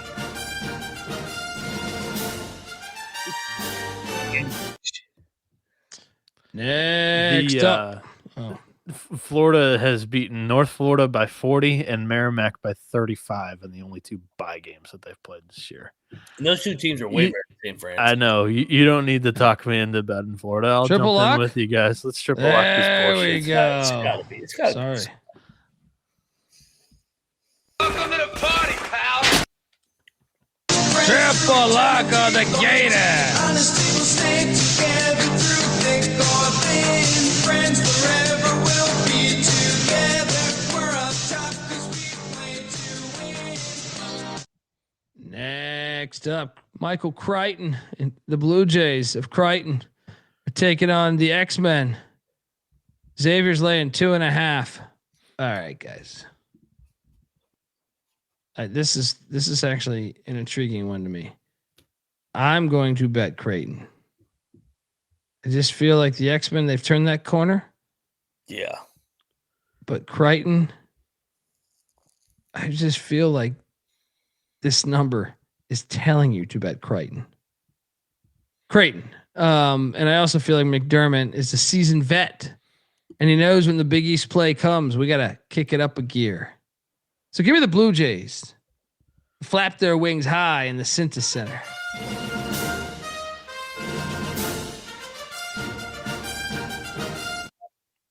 Plus 125 on the money line. McIntyre. Yeah, welcome to the foxhole play of the night. Creighton just fucking that was embarrassing the way they lost to K-State at home after they lost to Nebraska. This is a sell high on Xavier. They've won 5 in a row. Everybody thinks that they're fixed. No, they're still not very good. Give me Creighton. McDermott wins Big East games. That's all he does. Creighton outright. Lock it up. Double lock on them Jays. Bieniek. I commend y'all's bravery. I'll take Xavier. No bet. Now, let me ask you this, Noah. Did you ever think we would be laying points with Xavier 3 weeks ago in a Big East game? No. But I do I think mean, that we thought Xavier was the worst team ever a month ago. 1,000%. But I do think that ever since Charleston, they've kind of figured something out. And then they won the game against Cincinnati, and the fan base has started to, I don't know if feel comfortable with Pitino, but they're at least He bought a bunch of around him. He's beers got for all some their momentum. fans. That's how you do it. That's what you do. Yeah. I think that with this being the conference home opener with a brand new coach, I'll stick with my Muskies, or the Muskies, not my Muskies. Next up, we have Mid-Atlantic Christian taking on North Carolina Central. You're looking live. You're looking live at a Central ass whooping right there. Let's go, Lavelle. Does that eagle have a cape? Yeah, it's pretty fire. This is shout out to Carlton, by the way. He's killing it on the slides. That is his. I need to ask him where he grabbed that one from. I need one like that. All right. It's like collecting baseball cards. Binghamton is at Pitt. Pitt's laying 22.5. Hey, I mean, they should cover this one, right? Jeff Capel does enjoy a golf course. Yeah, we got. I actually think we should lock this. Pitt. We gotta lock this. Although they played 2 years ago and they won by 29, but it was a little dicey at halftime. 2 years ago, Pitt was better. I need Capel to stay around. I'm locking up Pitt. I need kind of want Capel to to bet it. Yeah, Binghamton's terrible. Yeah, let's go. Double lock, Mac. Put me in here. Yeah, winner. Gotta keep him around. This patio Bieniek? here. I'll lay it with Pitt. No bet. Next up, Southern Wesleyan is taking on Upstate. Upstate's the play there. Look at these Knights. Not a bad logo from Southern Wesleyan. Good work. Oakland in Northern Kentucky. This is a banger. We got a Horizon League banger going on, guys. Is this the opener? No, Horizon I was about to played say. 2 games early December. This game's pretty fire though. It is fire. This will be on one of the screens. Northern Kentucky 9-3, laying just 1.5 against 5-6 Oakland. That's because Oakland's non-con was ridiculous. Give me the Golden Grizz. No bet though. I don't feel great about it. Mac? So what's Northern Kentucky? They won their last game against Bellarmine. I think Oakland's the best team in this league. I just think that they put a hard ass schedule. Yeah. I think Campy and company fucking get it done here. I'll take money. I think they're going to win the game outright. So you give me 1.5. All these games come down to 1 or 2 points. So yeah, I'll lock up Oakland. They're going to win the game outright. The one thing I'll throw out. The one thing I'll throw out to at least caution is that OU played without a starter, and Nassim Mashoud last game against Northern Iowa. That was the first game he missed, and at half they were down like 15. I had bet the Golden Grizz, kind of walked into that. And yeah, he's not one of their top starters, but he still was a starter. And I don't know. I'm just not gonna pull the trigger on this. I want to see what they're like against the Norse here. They've also got the massive. I mean, their Super Bowl's next. They've got Michigan State in the Christmas game next up. So the sweater vest game. I do agree with Rooster. Get the 2.5. The 2.5 and 1.5 in the Horizon. Oh, it will matter. Yeah. Yeah. If you're giving me Campy plus 2.5 for sure, I'm locking up Oakland. Put it on Mac and lock it up to Grizz. Go. Up, boy. Next up, Olivet. Taking on Central Michigan. Olivet's a D3. Olivet. Okay. Yeah. In Michigan? Are they in Michigan? Yeah. Central. It's near Central. They're like little brother. But yeah, they're a D3 school. Central needs that dub. Then we have Mercyhurst, Syracuse, Battle of Syracuse. No, I'm thinking of Lemoyne. Lake Erie to Syracuse there. Guys, Mercyhurst, we gotta take this. Look, 21.5. I'm sorry, man. Mercyhurst is not terrible. I know this Miami, Ohio, they lost to by 5. I know they only scored 38 against West Virginia.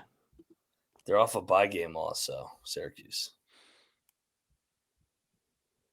I'm definitely taking the fucking point. When you said they're off the bye game loss, I was definitely thinking Mercyhurst too. Yeah, no, I'm thinking Syracuse. Like, I'll lay Syracuse, no bet. I'm not give me the points, no bet. But man, if I'm searching for one tomorrow, if this thing goes up to 23 or something, I might jump on Mercyhurst.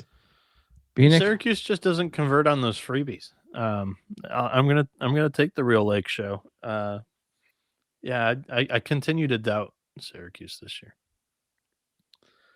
I agree. Next up, we have the regionality is kicking ass here between Olivet, Mercyhurst, Syracuse, even though it's This not slate's Lemoyne. great today. Yeah, this one, the Citadel in Charleston, the Holy City Clash. And look, I know you bring this up to our friend FCS Nation, Kevin Marshall. He will say there's only one team that represents Charleston, South Carolina. And it is the Citadel. The Cougs are laying 16.5. Give me the points in a rivalry game. Give me the points in a rivalry game here. What was the score last year when they I was trying to do some. I mean, dude, Charleston only beat them by 5 last year, or no, 15 actually. Wait, 15. Yeah, They always beat them by 15. God damn it! I'll take a shot on this. Give me the points. Lock. Charleston wins by 11. This is the worst fucking Charleston. What's that? I said this is the worst Charleston team. That's what I'm saying, man. We can get this. I'll We can take get this. Citadel. Come on, we'll lose by 12. Come on. We can get this. Double lock on them dogs. Bieniek? Yeah, Charleston's not been great this year, but also the Citadel defense has been one of the worst in the country. I mean, in these bye games, I mean, you give up 76 to BC. Boston College is terrible. Uh, I'll take the points. I do not love that. I am not jumping on that. Just for the record, with you. 16 and a half is what I see. I know the slide says 14 and a half. I see 16 and a half right now. That's a pivotal 2 points. Yeah. 16 and a half is what I'm seeing pretty much across the board. I got a 18 and a half out there at Hard Rock. Whoa.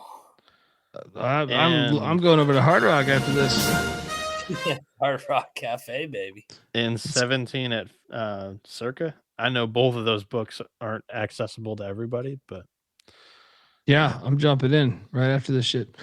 Shout out to them dogs. Next up we have Richmond and Elon. Ooh. Richmond's laying 4.5, not 5.5, 4.5 currently. What is this number? I mean, Elon's chippy, man. yeah. I'm taking Especially Elon at home. because Yeah. this might be a money line play plus 180. I see out Yeah, there. I'll lock up Elon. I'll Richmond's go off- with you. Richmond's been red hot. It's a Oh, fantasy. they got lucky as fuck the last time they played too, man. I was on that bet. Sorry, Smarty, bro. Double lock on the Phoenix. Phoenix, you in? Yeah, I'm in. Cocktail Napkin likes this. Elon favored by 1. Yeah, Elon's been pretty feisty. I mean, this season too, at home, they've been all right. And when they've punched up, like Furman, they were competitive for a little bit in that game. I don't know if they're going to win it, but Richmond, with the pace that they play, they're not really going to run away if Elon can make a little bit of shots. So that high total really smells to me. That's the only thing that I stumble with, but I'll lock up Elon with you. We'll see if they can score enough to stay in this. Mooney is a dub. That is a favorite. Triple lock on the Phoenix. Look at that plus 180 money line.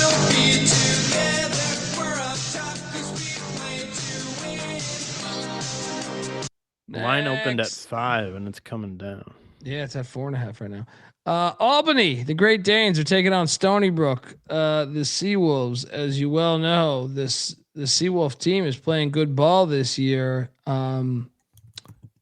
So much that former president and longtime SMU Mustang fan had this to say George Watson. about Dan Marino and his really dynamic Well, wife. that was not what I was going for there. Yeah. I Did you say forget where. George Washington, man? Yeah, unfortunately. I was looking at the A10 because of Richmond, and I go, wait, that's not George Washington. It's George Bush. I know the human being and fish can coexist peacefully. Dude, we should lock up Albany. I mean, Stony Brook's like double digits. What? I mean, Uh, they Albany are coming beat 'em off a outright last drilling year. against Central too. I'll take the points. No bet though. I don't know about this. Albany's terrible. Albany went wire to wire at Yale just like last week. Yeah, Albany's schedule has been really nice this year. 44th in strength of schedule so far this season. I think this All is right, fuck it. Let's go. Let's bet it. This is my Ryder Delaware play tonight. Like I know Stony Brook is. Let's over. bet it. Let's bet it. They've won Let's all bet these it. games as dogs. Now they're all like, Albany. Double lock on these Danes. Phoenix. I'll take Albany. I'm not gonna fire the. How about a little Tennessee battle here? Vandy laying 7.5 in FedEx Forum, where Memphis beat them by 2 the last time they played. All right, Penny. You can't surrender the entire state, can you? How about him shitting on the NBA? Shout out to Penny Hardaway. No one, Yeah, for keep saying that what we all NBA know. cup. And keep that NBA Cup and all that bullshit out of the college arenas. Yeah. To play Adam college Silver basketball said- games in those this year. Yeah, I mean that's getting silly. I mean, I understand the reason because you want to be college basketball because it's better. I have to bet Memphis here, even though Vandy's been a fucking wagon every time. I have not made a lot of money fading Vanderbilt. You want to know who's the first program that's going to host one of those NBA Cup games, though? Memphis. No, it'll be Duke. I was thinking Cameron Indoor. Yeah. When I first saw that headline, I was like Cameron Indoor, maybe Hinkle Field House, something like that. But I'll lock up Memphis here. Give me the 7.5. Sprinkle the money line. Mac. I hate it, but I have to do it. I have to play my principles here. Vanderbilt approaching a back-to-back road spot here. Got Wake on deck. They're 10-0. Everybody's crowning them the best team in the SEC. Memphis still has talent, man. They just beat Baylor a week ago. I'll play Penny as a dog at home. Here we go. Home dog. Let's go. Double like we Tigers on this show. Bieniek? These Commodores have given me nothing so far to make me jump off the wagon, so I'll pick them. Give me Vandy, the Vandy boys. Shout out to Nick in the chat. Vandy played a true road game at UCF earlier this year and blew them out. UCF's good. Yeah, love this game on the schedule, by the way. Hey, Vols, make sure it happens, and in football too. Go the distance. Longwood, go the distance. Longwood and Wake Forest. Wake Forest laying 26.5. I hate this. Pulling out the Wake Forest baseball logo here. All right, come on, we should bet Longwood now. You're not catching me on that fucking train. I'll take Longwood, but fuck Longwood, dude. You lose to who did they lose to the other day? You're gonna take and fuck Longwood? No, I said fuck Longwood. Always like fuck Longwood. Play that wood. Delaware State all of a sudden is like the greatest team ever. I'll take the points because I don't trust Wake with a 26.5 point spread. But yeah, I'll lock up Longwood. Just Foxhole. Moneyline McIntyre taking the Lancers of Longwood. That's a bye game. Bieniek? Bye game. They're catching 25.5. They'll compete. 26.5. I see. Yeah, they'll lose by 21. Wake has done okay in the bye games so far this year. They really fucked up Queens in that last game. I'll take the Deeks. Next up, we have the flightless birds, the Penguins, taking on Bob Morris. If Oakland's not the number one team in the horizon, these two are battling for it, I think. I'm currently seeing this line at 2.5, by the way. Bob Morris laying 2.5. Fantastic game here today. I'm going to lay it, but I don't feel great about it. This is a rematch of the championship, right? Yeah. Bob, yes, it is. Bob got him up there in the title game. Give me Youngstown. Give me Youngstown on a revenge game. Faulkner and them boys gonna have them ready to go. I'll lock up Youngstown. I think they're gonna win the game outright. Give me Youngstown and Oakland. Moneyline Mac locking up the Penguins. Bieniek? I will take. I'll go Robert Morris. Like, they've been pretty good on the glass too, and that's definitely been the Penguins' calling card under both Calhoun and Faulkner. Faulkner's had a pretty good offense with Youngstown State so far this season, but Robert Morris' strength of schedule is better.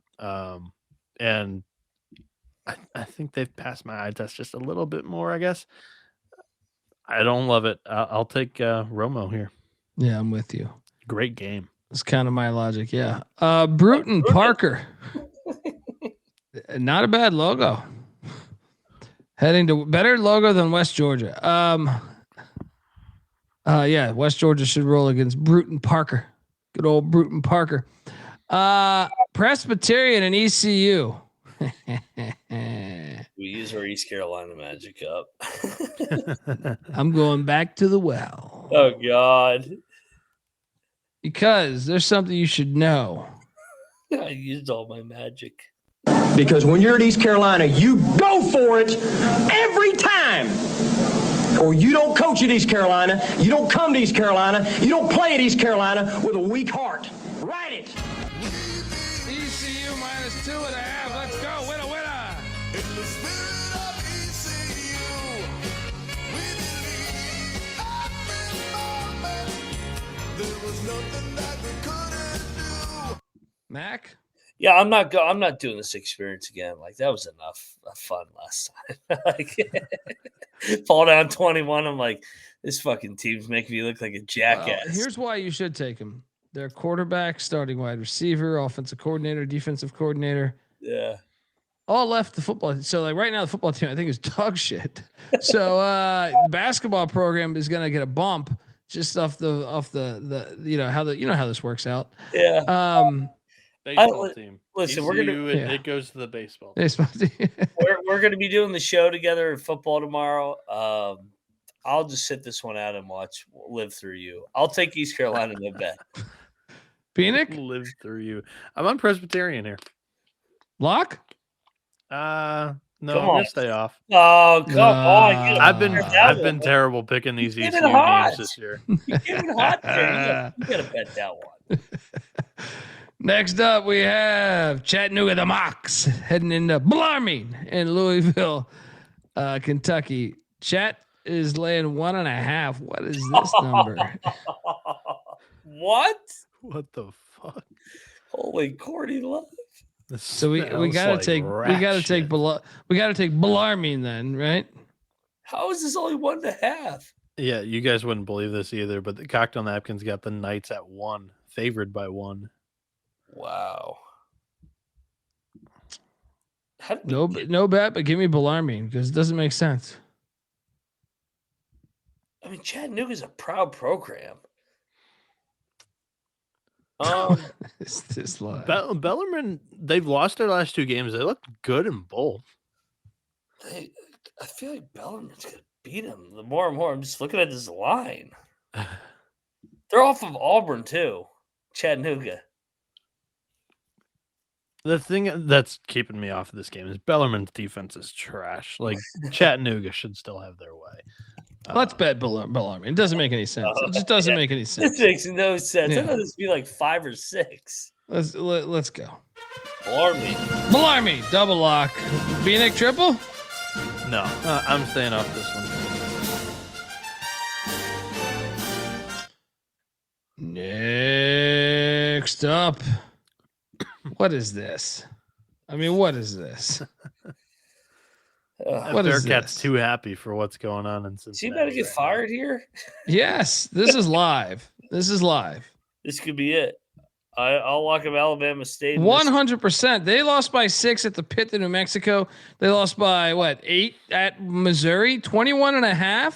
Yeah. What am I missing here? Cocktail Napkins got it at 13. So This is smash play. Smash play. Yep. Bieniek, you in? yeah, let's do it. Triple lock. Yeah. Triple lock on the Hornets at Alabama State. Sprinkle the plus 2,000 money line. Friends forever will be together. We're up top 'cause we play to win. Dude, this Alabama State team's like, I know the record says 3-7. They're a good team, dude. They're not a bad team. Plus 2,000 over there at FanDuel, where you can find that. Yeah, I mean they just almost got Missouri in a bye game. That's Yeah, what I'm they've already saying. won. They've already won 1 bye game this year at UAB. Yeah, this is God, West Miller. This might be it for West Miller tomorrow if he loses this one. Next up, we have Texas Southern against the Pussy Pack of NC State. What is this number? 33.5. Good gosh. There we go with Carlton using the Pussy Pack logo there. Oh man, I'll lay it, I guess. No, give me the points. No bet. Points, no bet. I can see Will Wade running this up. They are off double overtime. Bieniek?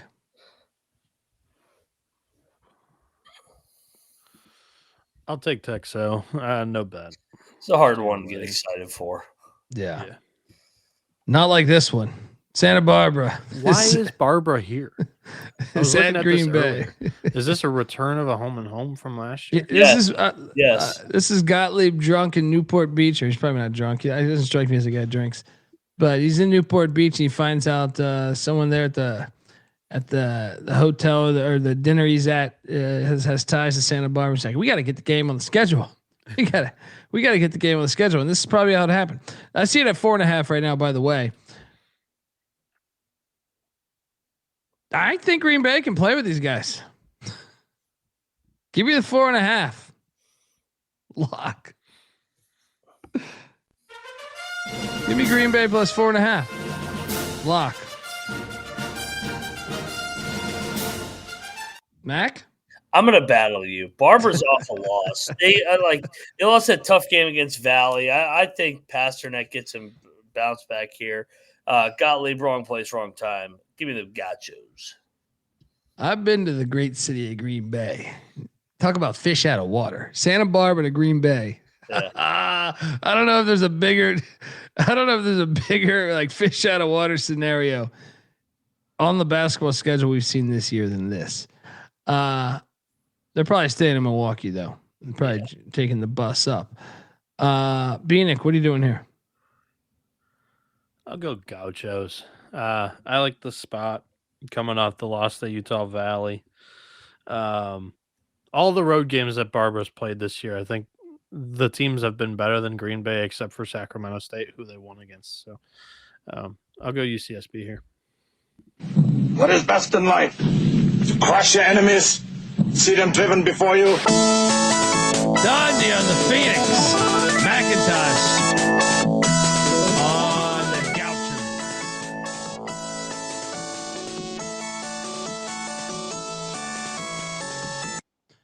Next up, EKU is at Jacksonville State. Shout out to Jerry Davis who cast on Jack State earlier tonight.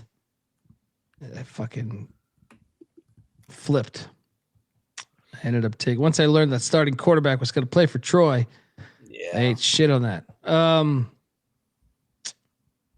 Jack State's laying 4.5. I'll lay it. It's an old OVC matchup here. Give me Eastern Kentucky. No bet. I think it's a one possession game. Fun game. Bieniek? I'll take the points with EKU. Don't typically love laying it with Ray Harper. We got a banger right here as Siena is at Vermont. Vermont is laying 1.5. These guys, I think we should bet Siena over Vermont at home. Vermont just had a big game where I hit where you two fools didn't take it with me against Merrimack.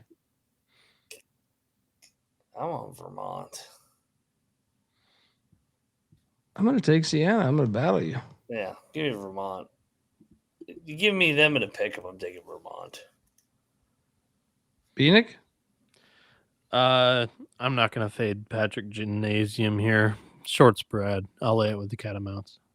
I'm going to stay out of the lock battle, though. What is best in life? To crush your enemies, see them driven before you. Dundee on the St. Bernards. McIntyre on the Catamounts.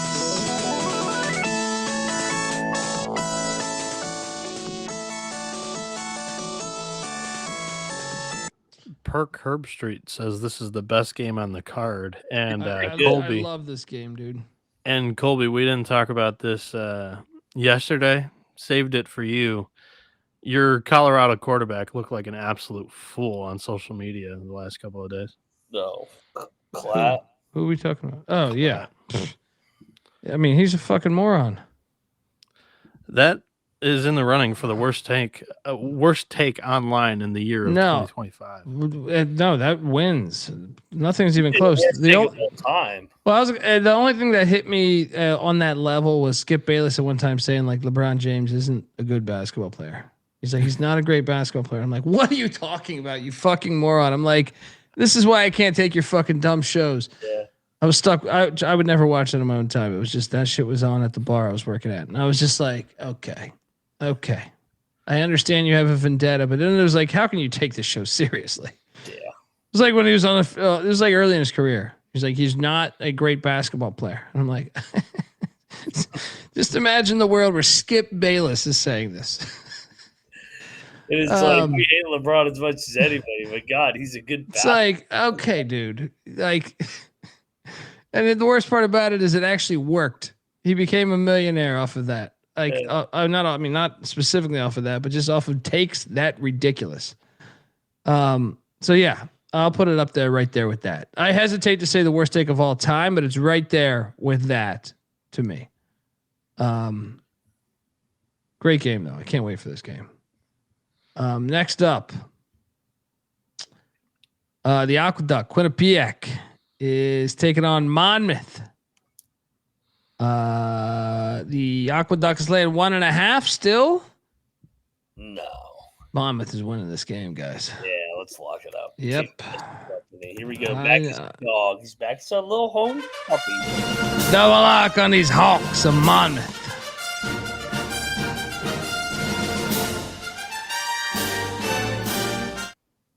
Bieniek?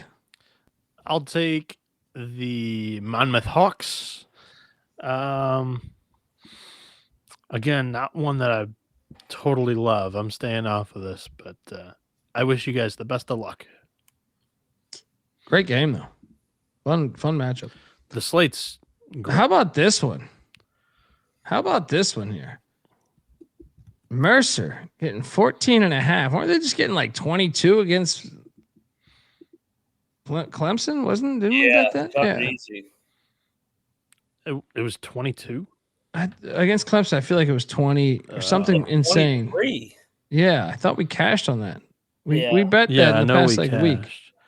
Yeah, they were getting 22 against Clemson. Well, shout out to Tribeca Capital giving us $100. My hometown. Let's go Hawks. There we go. Monmouth is the play, brother. Let's ride. Let's fly. Appreciate you, brother. I hope you're doing well, man. And he's back from Canada. I could tell, man. Hope Canada treated you well. Hopefully you didn't find yourself in Red Deer. All right. Where I was one time. Guys, I have to lock the points here. It's just general principle. I think so too. I just have to. Yeah. Give me Mercer. Yeah. 14.5. Give me the Mercer Bears. Double lock.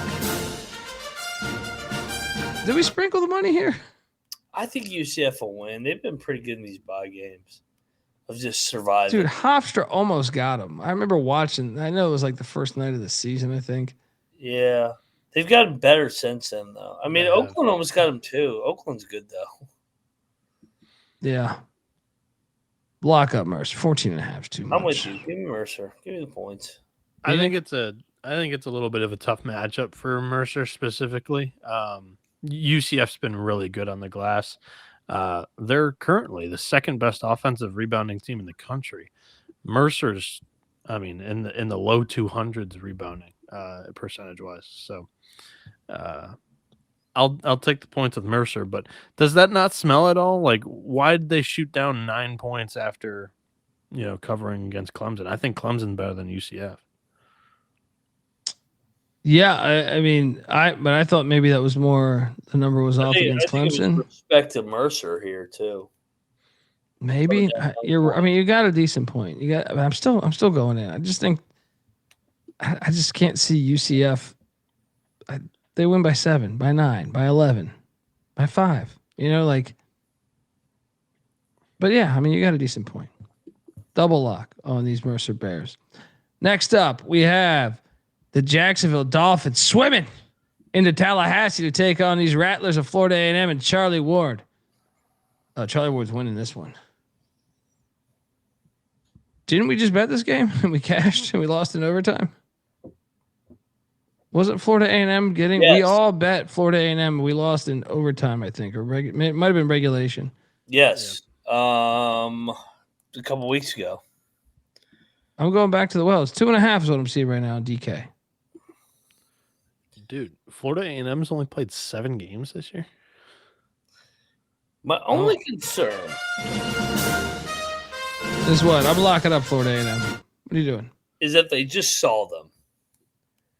I think you lost to them. Like, I'm going to battle you. I actually think Jacksonville and Mincy are not going to be asleep at the wheel here. I like the. It's a rare time where I'll go against the HBCU at home. Like, I like your swag home dog here. I'm gonna buy the dip. This is a short line. Give me Jacksonville. You think you went in on this battle? Yeah, I'm in on Florida A&M here. I agree with you. I think the wrong team's favored. Cocktail Napkins got the Rattlers by 3. Yeah, I'll fire on FAMU with you. Let's go. Plus 125 money line. What is best in life? To crush your enemies, see them driven before you. We got a battle in Tallahassee. Dungy's beating on the Rattlers. McIntyre swimming with the Dolphins.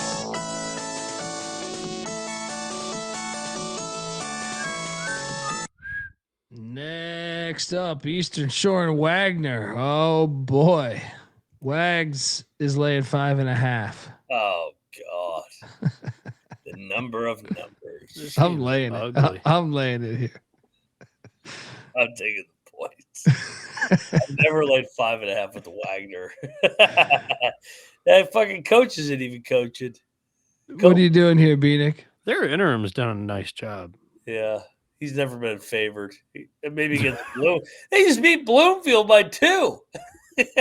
Holy shit! They went to overtime with Bloomfield. I think we talked about that. Oh I think we talked about that on the show. Yeah, we did.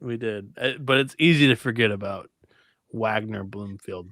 Money's coming in on Wagner. Bloomfield had played against Bryant and Stratton like 5 times this year. I remember going in depth on that. Looking forward to the recap on this. Yeah, give me Wagner. They've been stewing on that overtime, like playing with their food game. Like I think they went in cover here. Next up, we have Kennesaw State taking on Middle Tennessee. Middle Tennessee laying 3.5. I'll lay it. I feel decent about this. The only problem is no one goes to their fucking games, dude. I was gonna say, all right, so we got the conference opener now, guys. This is like fringe lock potential for me. I feel pretty good about Middle Tennessee. I just wish they had just a little bit of a crowd. They've got a good team this year too. They just got their dicks kicked in by Belmont. I like them on a bounce back. I think they have a good group here. They beat UAB the game before that. They haven't really had. All right, let's go. Yeah, Cocktail Napkins got it at 5.5. I'll fire with you guys. Let's triple lock this. Middle Tennessee's got a really good squad this year. Like, yes, Belmont literally caught them with their pants down. They've had 10 days off since that game. They looked really good against Michigan. They only lost by 13 to George Washington. They only lost by 10 to McNeese. All 3 of those teams are great. And they've beaten Murray this year. Like, this is one of the more talented teams MTSU's had in a couple of years. I like the Blue Raiders here as well. Triple lock on the Blue Raiders. If you're on Kennesaw, there are some 4.5s out there.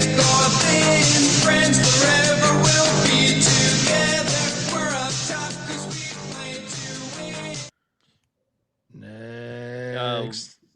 What's up? Sorry. Never mind. It is 3.5 on the slide. Sorry. Yeah. No, we got 3.5, but there's some 4.5s out there if you shop around. Most of them are 4.5. That's why I was thinking, 3.5's out there. But you guys are lucky that I wasn't on last night's show, because how about our call, Mac, of Gonna get a big dish of beef chow mein. Our Texas A&M Commerce getting that money line hit for us yesterday. Now Houston Christian, Nichols doing battle. Love the Southland. Nichols laying 3.5. I think we should bet Nichols. I'm all over the Nazis here. The Nazis. Yes. It's a great spot. It was a kitchen sink game for Houston Christian at home. Now a lot of people gave us shit about the Houston Christian pick against McNeese. And we hit on that shit too with the points. Yeah, they were winning the whole game. Yeah. That was dressed up. Now you gotta side with the Nazis here, man. I'm with the Nazis here. Yep. Double lock. Bieniek, you in? Let's fight it.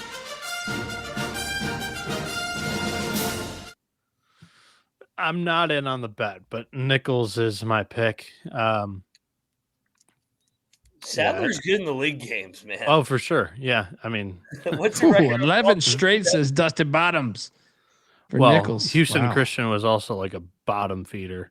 Yeah. Dottie's a good coach. Or Doty. I forget how you say it. But yeah. Yeah. Huskies have been much better this last year and a half. Next up, we have Wofford and Wichita State doing battle. Wichita laying 12.5. I can't do it, guys. Give me Wofford in the points. No bet. Mac? Feels like these SoCon teams are getting fucking ambushed in the bye game. So I like Wichita on a 20-point bounce back here. They just lost to fucking DePaul at home. Fringe lock. Yeah, I'll do it. Let's go. I'll bet Wichita. Yeah, I'm What's up, Nick? I'm betting the Shockers here too. They're off that home loss to DePaul. Wofford on Monday murdered Gardner Webb just like everybody else. Yeah. But I mean, 1 day turnaround. You're coming from North Carolina, wherever Boiling Springs is. I don't know the geography. It's by off the top of Charlotte. my head. It's by Charlotte. Yeah, so Boiling Springs to fucking Kansas. This is a tough travel spot off a absolute smacking. Yeah, I like Wichita here. Double lock for Bieniek and Mac on the Shockers. Yeah. Next up. That's what Skip Bayless is, a shock jock. All right. South Alabama heading to ULM, Monroe, Louisiana. South Alabama's laying 11.5. All right. Should we go on this? This you could talk me into on South Alabama after that tough loss the other night. You want to lay points? I'm definitely going to pick South Alabama, but I could be talked. This is like one of the ones I thought could be I'm fringe. not betting this. I'm not betting this one though. So Monroe's had 2 home games all season against D1 competition, and they've been very close to covering this number in both. I mean, they beat Valley State. Congrats. They lost by 13 to Lamar. How well do you think they'll figure out that South Bama zone is the only thing here? I don't have a whole lot of trust in ULM. So I'll take the points, but I'm not going to bet it. Next up, we have La Tech Tulane. Love the region at Tulane's laying 3.5. I will lock up Tulane minus 3.5. Devlin Fieldhouse, legendary Devlin Fieldhouse. Mac? Is Ron Hunter going to let us down here? No. I hope not. I think it's the right side. They just got killed on the road at UC San Diego. Yeah, give me Tulane, lock it up. I don't trust Louisiana Tech. Phony. Double lock on the green wave. Bieniek? Yeah, I'm looking for the best number we've had. I think there's I there's see some 3.5. out there, Yeah, so- 3.5 Should be a out there. smash spot. Come on, Yeah. Ron Yeah. Hunter. Fucking wake up. Triple lock. Let's roll. Welcome to the party, pal. Triple lock on Tulane. Honesty will stay together through thick or thin. Friends forever will be together. We're up top 'cause we play to win. Next up, we have Cleveland State and UAB. UAB laying 17.5. It's a lot. Why is that so high? 18.5 I'm seeing actually right now.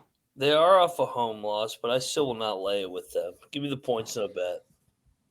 Yeah, no points, no bet. 18.5, ridiculous. Bieniek? I'm gonna lay it, but I'm not gonna bet it. Next up, we have South Florida and Alabama doing battle. This is the coaching angle, right? Yeah, we got Hodgson versus Oates. But Bama off of a tough ass whooping there. And I also think that like Oates knows that Hodgson's teams have been dangerous. Last year, I believe they gave them a run for their money. They did. I'm still taking the points. They only No beat him bet. by 9 last year when he was at Arkansas State.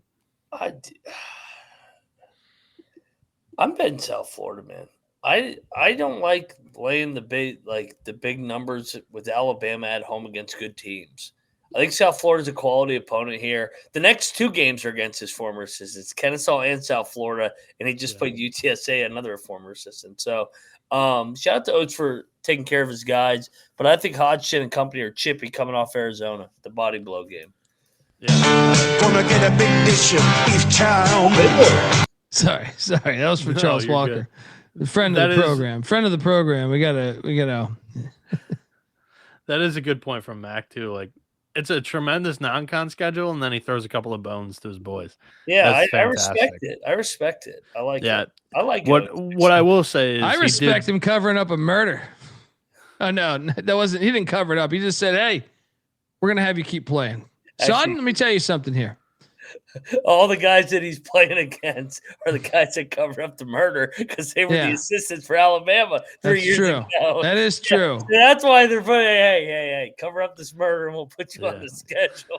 That's true. That makes a lot of sense. That's why he's so kind to those assistants. It's like, I can talk to, I can talk to Yahoo Sports. I can talk to the Washington Post, but I won't, because you're going to put me on the schedule, right? You're goddamn right I am. Give me $100,000. Let's go. Mac is locking up South Florida plus 14.5.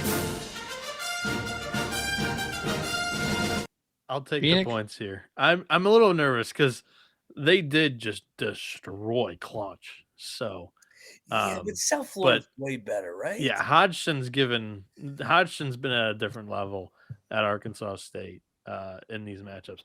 I'll take the points, but I'm gonna sit this one out. This will be fun. Gonna get a big dish of beef chow mein. Why do I just love that drop so much? It's good tunes, man. That dude had someone. What's the message of that song? I've been meaning to go down that YouTube rabbit hole. I mean, that one. Did you just do a bunch of mushrooms or acid in England? Like, I want to know what that. There's got. That's what I'm doing after the show. Next up, It's the best. I love that song. Bethune-Cookman is taking on St. Louis. St. Louis laying 23.5. No more Bethune. No, I can't do it. But give me the points. Give me the points. I keep getting fucked up on taking Bethune and the points. You know what? Fuck it, though. I got to go back one more time. Give me Bethune plus 23. The line's too big. It's too big. St. Louis wins by 19. I'll lay it. You didn't sell me with your conviction. Yeah, I'm also on the Billies here. Cocktail Napkins got it at 25, but I don't know. It's the holiday season. I don't see any motivation to run it up here. We'll see what happens. Here's one for regionality. Dakota State against South Dakota. Oh, yeah. What is Dakota State? Trojans like or something? Spartan or a Trojan? How many Spartans and Trojans? There's no flying squirrels.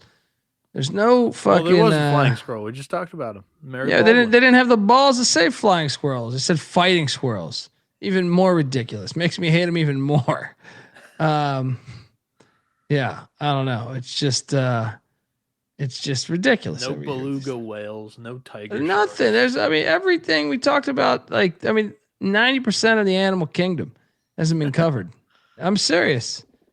No whooping cranes. You know what I mean? No egots.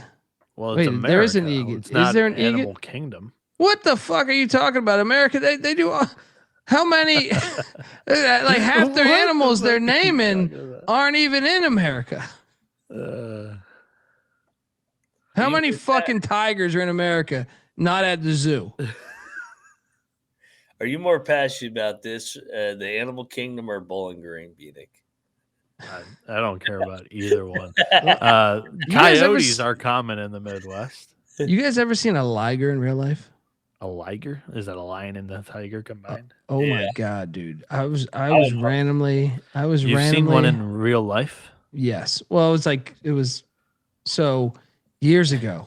Oh god. I'm in Myrtle Beach, and we go to You saw a liger in Myrtle Beach. at like a fucking shopping mall or something, dude. What? Right? Yeah, dude. We're going like from store to store. I think it was Myrtle Beach, somewhere around there, right? And we're going from store to store, and like so the next store, you know how like a mall has like the next store is over, right? One of the glass things was a fucking liger. So we, without really knowing that it was a liger was next door. I mean, there was a couple people looking, but you didn't know what the fuck it was. You didn't. I wasn't paying attention to that. A liger, and they keep it there, or they did it. I don't know if it's still there, but I'm saying like, dude, what's fascinating was they had tigers there too, right? Not all in the same room, but in the same area, like same little, like this is a thing, an exhibit for them to go see the zoo. The fucking liger was so huge, dude. I was like, I couldn't stop looking at the guy because I was just like, this motherfucker is the greatest predator. He was just so much bigger than everything else. It made me think like, how the fuck did you get caught? How did they get you, buddy? Because like, I just think, man, if Google image that shit, a liger, dude, they're so fucking huge, man. And they're so graceful. It's incredible. How big's his fucking head? Yeah. They can't reproduce. It's only one generation, I think. I think only one generation can be a liger. This fucking head. I'm telling you, man. Like, I was so taken back by... Dude, everyone right now, Google image. They've got barrel chests, too. That's what I'm saying, dude. I'm sitting there, and I just went, like, right next door from, like, a fucking Foot Locker or something. And you see this just gigantic beast. And then what's even crazier is you see it next to the tigers. So you can see the difference. You're like, this is like a middle linebacker. You know what I mean? Like, this is a roided out middle linebacker against wide receivers. It's fucking incredible. It's incredible. Highly recommend checking out ligers. A D tackle next to a defensive edge? No, by far. I mean, like even maybe more, dude. Like maybe a cornerback. Dude, it made me so like it made me think like, man, if we ever like fuck this world up and like, I mean, we're on this train, but I'm saying once the humans are gone, a fucking liger can dominate the planet. The only problem is they got to figure out this reproducing thing. They got to figure that out. All right. Yeah. How does that not happen? That's what those lions have to find more tigers and get it on. Lions and tigers and bears, oh my! Fucking what a creature, dude! Look at that motherfucker. I'm looking at him right now. Look at this shit. I want to share this. I want to share this with, like, oh, we gotta talk about this. I know we got a few more games, but can we just talk about? Can we just talk? 200 people. Can we just talk about this right fucking here? Look at that. Look at that beast. That wasn't one of the pictures that I was super impressed with, but is he banging that broad? What's going on there? So look at that liger. That's just like that one. Get a picture of it on all fours, like yeah. I mean, yeah, laying down. There's a lot, dude. Which photo do you want me to use? I don't know if that one did it justice. Dude. His head is huge. Pull one up on your side. Pull one up on your side. Look at this shit right here, dude. This is what I'm fucking talking about. 10-year-old. This dude's name is Hercules. All right, I'm gonna. This one, man. I got it. Okay, show yours, and then I'll show Hercules. Yeah, that's what I'm saying, dude. That's a barrel chest. Hang on, I'm gonna show you this one too, right? Because Hercules is just a fucking beast, man. Where's Hercules? Look at this motherfucker. Look at his head. That motherfucker. Now that one's massive. Bro, that motherfucker headbutt. That's what I'm saying. How the fuck did we get? Like, how did he catch these guys? I'm telling you, man, that shit blew my mind. I was with a bunch of friends. And I'm just sitting there, like, they're like, "Hey, we got to go," and I'm like, "I can't go. I want to check out this fucking liger. What is this? Unbelievable." Unfucking believable. Any clothes on? What's going on over there? Yeah, I don't know what's going on over there. That's some shit they do down there. It's Myrtle Beach fun right there. Yeah, you're right. In hindsight, per Curb Street, wasn't that where that one dude was? Now that I think I about didn't it, even the watch Tiger King. Yeah. I think he was. That's now that I think about it, that's crazy because this is like 20 years. This is probably 10 years ago, maybe more, maybe 15 years ago. So that's our analysis on Dakota State and South Dakota. But next up, we have JMU Old Dominion, the Royale rivalry. This line stinks. Yeah, we're taking Old Dominion money line, Yeah. which isn't even what ODU's favored. Yes. Why did I think JMU was a 1.5 point favorite? No, ODU's favor. Give me ODU. I'll take the money line. It's like minus 150. I'm in. Royales with cheese. If we didn't have the football show, I'd be at this.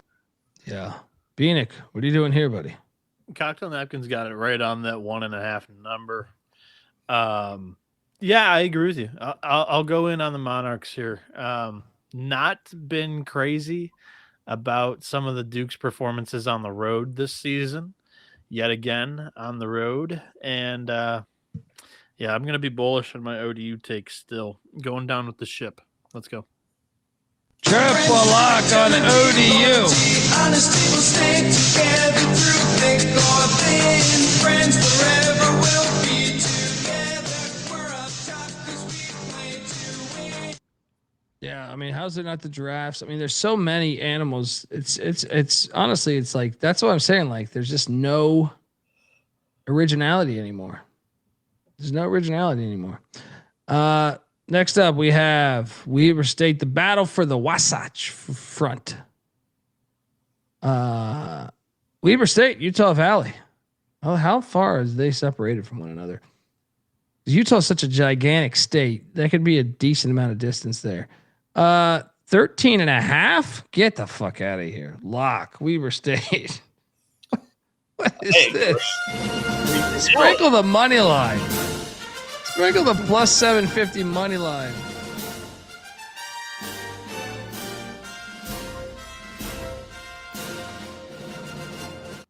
As bad as Weber was fucking last year, they only lost by 2. Dude, they're live on the money line. Like 100%. Yeah, 100%. Regionality. Weber's a lot better this year than they have been over the last year or so. So yeah, give me Weber and company. Lock it up. Bieniek, you in this party? I will take Weber. I'm gonna stay out of the lock. You guys can have fun though. Let's go. Double lock on Weber State and Wildcats.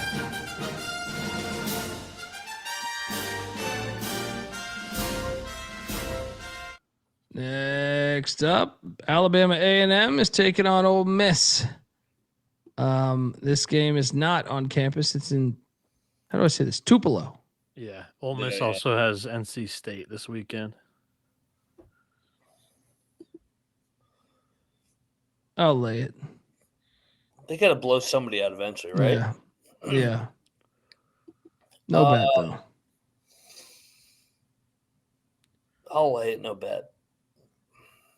Bieniek, you're on your beloved SEC. I'm going to take the points with the Bulldogs here. All right. Next up, we have Arkansas State, Texas State in San Marcos. A pretty good game here. The opener. We got some nice openers to start league play here. I think Texas State's going to get them, by the way. Give me let's see 3.5 out there. Give me Texas State plus 3.5. Sprinkle that money line plus 150. Lock it up. Cosign. Let's go. Bieniek? Yeah, I'm going to pick the Bobcats here too. Both of these teams have massive home and road splits. So I'll go San Marcos. Let's go. Texas State. Yep, Bobcats. Let's fade the first year head coach. Triple lock. Where are we at here? Welcome to the party, pal. Triple lock on Texas State. Honesty will stay together through thick or thin. Friends forever will be together. We're up top 'cause we play to win. Next up, Georgetown Hoyas are in Milwaukee taking on Marquette. I mean, Marquette's laying 4.5. What? Give me Georgetown plus the 4.5. I'm staying away though. Both these teams have been fading. Well, I guess Marquette's been fading the whole fucking year, but still, the line reeks.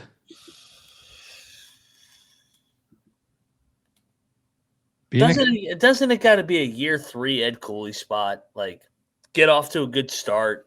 They got to be a top 4, top 5 team this year. Marquette's a dumpster fire, and Chuck is horrible as a favorite.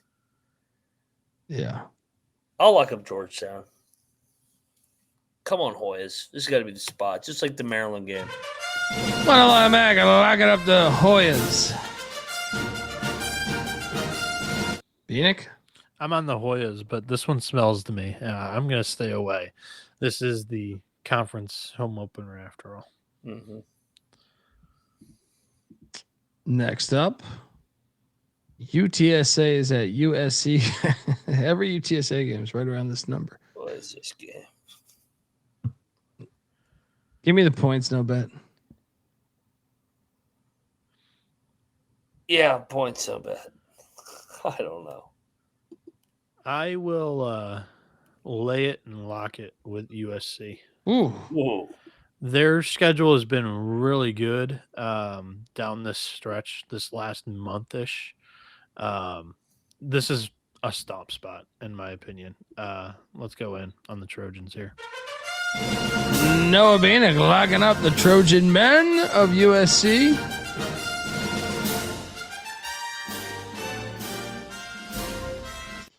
Cocktail Napkins got that one at 28. Next up, fantastic game. Fantastic logos. Corpus Christi. Stephen F. Austin. I'm on the points, man. 7.5. Corpus Christi keeps it close. No bet, though. Mac? I want to bet Corpus Christi, man. I think Jim Shaw's a good coach. I think that team's getting a lot better over the last 2-3 weeks. Stephen F. Austin, Matt Brower, I know he's doing a good job in year 1, but I think there's a little bit too much love here. Give me Corpus Christi. Lock it up. Moneyline Mac, lock it up, Corpus Christi. I'll say this. If this thing jumps up a little bit, I will jump in. Bieniek, what are you doing here? I'll take the Island boys here. I'm going to stay away, though. You want to lock? Here's your lock right here. Portland State's getting 16.5 at the Buffs. Lock. Give me the points in Portland State. Sprinkle that plus 1,200 money line. Sprinkle that plus 1,200 money line. Mac?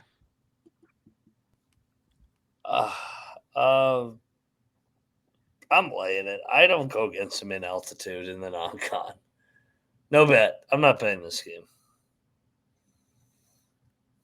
Bieniek?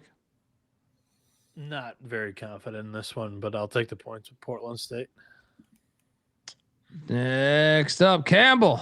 What the hell is this game doing on the schedule? 36.5. Andre Check's just making money for the athletic department. Good all this God. Making money. I mean, what is the cost to get to Spokane? Well, it's going to get covered. Yeah, by Gonzaga, right? 36.5. Give me the points. Ironically, the napkin is right on this total. I'm on the points too. Zags win by 32. Agreed. 31, 32. I'll lay it, but no bet. Next up, North Texas, Santa Clara. Is this a rematch from last year? I think it is. I think it is a return game of a home and home. And remember, this game is in Santa Cruz. Love Santa Cruz. Did their comedy festival a couple times. Nice little town. It's where they filmed the Lost Boys. Want to catch the Lost Boys? I'll take the points. Kind of. I just can't trust North Texas, though. But I think the points are the play. Mac, what are you doing here? I'm laying with Santa Clara. I mean, they're off back-to-back losses. New Mexico, Arizona State. I know the game's in Santa, whatever, but They did not play last year, by the way. yeah, I thought it was a revenge, but it wasn't. I think the line's telling you. I'll lock up Santa Clara. North Texas. Money line, Mac. Lock it up. Santa Clara. Keep going against North Texas. Bieniek? Yeah, I think Santa Clara wins the game. After all, their last game, they choked a 20-point lead to Arizona State. However, I think the North Texas will just throw this game into the mud. It'll be like a 10-point game. North Texas covers. Seattle is in Davis, California, taking on Jim Less's bunch. Seattle's laying 3.5. It's come down a point. So I see 3.5 right now. I'll lay it with Seattle, but no bet. Mac? Yeah, I think you're right. I mean, although I hate taking Seattle on the road, give me UC Davis. No bet. Shout out to Logan in the chat. We appreciate you, brother. Bieniek? I'm on Davis here. Yeah, for a lot of the same reasons that Mac just said. Like, Seattle's best at the crack house. Away from it, they're kind of a little bit of a variance team. So I'll take Davis. Montana Tech. Love the Ore Diggers taking on the Grizz here. Regional game. Take Montana no line. Tech. Yeah. Montana Tech, very famous for, having, I'm drawing a blank on the coach's name right now, but this guy. It's kind of like watching your mother-in-law go off a cliff in a Cadillac. You got mixed feelings. Why am I can't think of his name right now. Bob. Is that also the same clip This guy. as They were like a hobo on a hard. ham sandwich. They were going hard. Yeah. What is Bob something? I'm drawing a blank, but yeah, enjoy that one. Sam Houston State. They played in football at Oregon State. Let's see what they're doing here.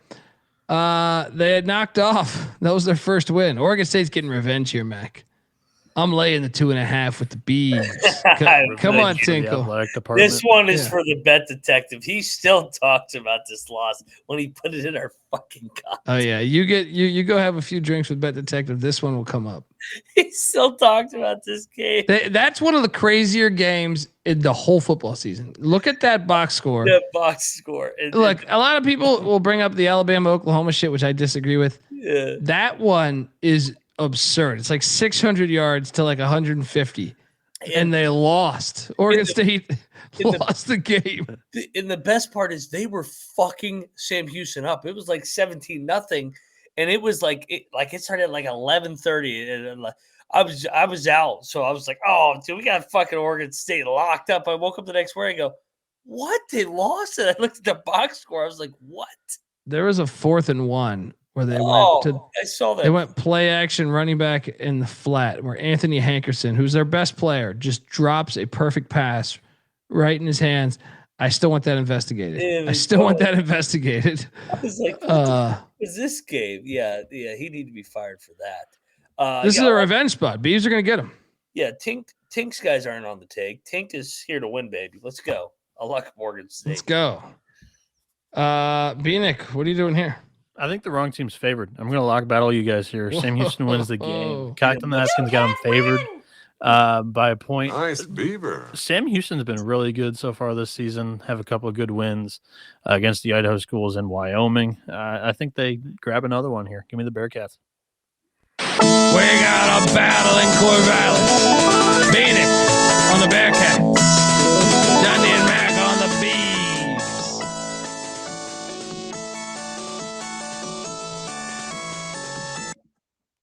Oh boy! Next up, we had Eastern Washington State, the 509 Classic. Washington State laying 7.5. I think I got to take E-Dub in the points here, man. They're not separated. This is right there. Yeah, give me the points. Even though I don't want to lock it just because I don't know where EW is, but as a team, but I feel like they're the right side. Mac. I mean, last year they played. It was what, a 15-point game. Riley won the game outright when he was coaching. I remember that. I think they did it twice. Yeah. Yeah, and that's why he's coaching Wazoo now. I think we should take EW. I don't trust this Wazoo team is laying a big number here, 7.5. I think it should be like 4 or 5. Yeah, give me EW. Lock it up. They're going to be introducing Kirby Moore, their new football coach. But I'm with you. This is not a home game. Not on campus. This is not on campus. No. Spokane. It's in Spokane. Sorry, I missed that. Shit, I thought We have to lock this then. Yeah, I'm on EW even more now. They're Let's live go. on the line. Let's go. Yeah. Double lock. Bieniek, you in? No, I'm on the Cougs here. They've played 5 straight bye games. I think they get back on the right side and maybe even dress this one up with a couple of foul shots at the end. Next up, we have Loyola Chicago. These Ramblers heading all the way out to the Chase Center. All right, here we go. They're playing the game at that stupid arena. Oh, man. This game is a throwback to the COVID scheduling. These two schools. That's right. Like doing That's this right. now. Sister Jean, I think, is from San Francisco. Yeah. So they're honoring old Sister Jean. Oh, this is tragic magic. This game is so dumb at the Chase Center. How many people are going to be at this thing? 5? 0. I'll lock up Loyola. I'll take the points. I can't lock it. They're so bad. This is karma for them playing at the stupid arena. Yeah, Sister Jean was born in San Francisco, California. This is her game. This is one for her. This is hilarious. They're All right, fuck it. Let's go. This is gonna turn. They're This gonna is gonna money turn line. around the entire season. Yep. They just I'm lost to down. Chicago State. Yeah. Yeah. Lock. We gotta lock this. Let's go. Triple lock. Loyola Chicago Ramblers. Mark this right now. This is turning around the entire Ramblers season right here. Give me sister. Triple lock on Loyola.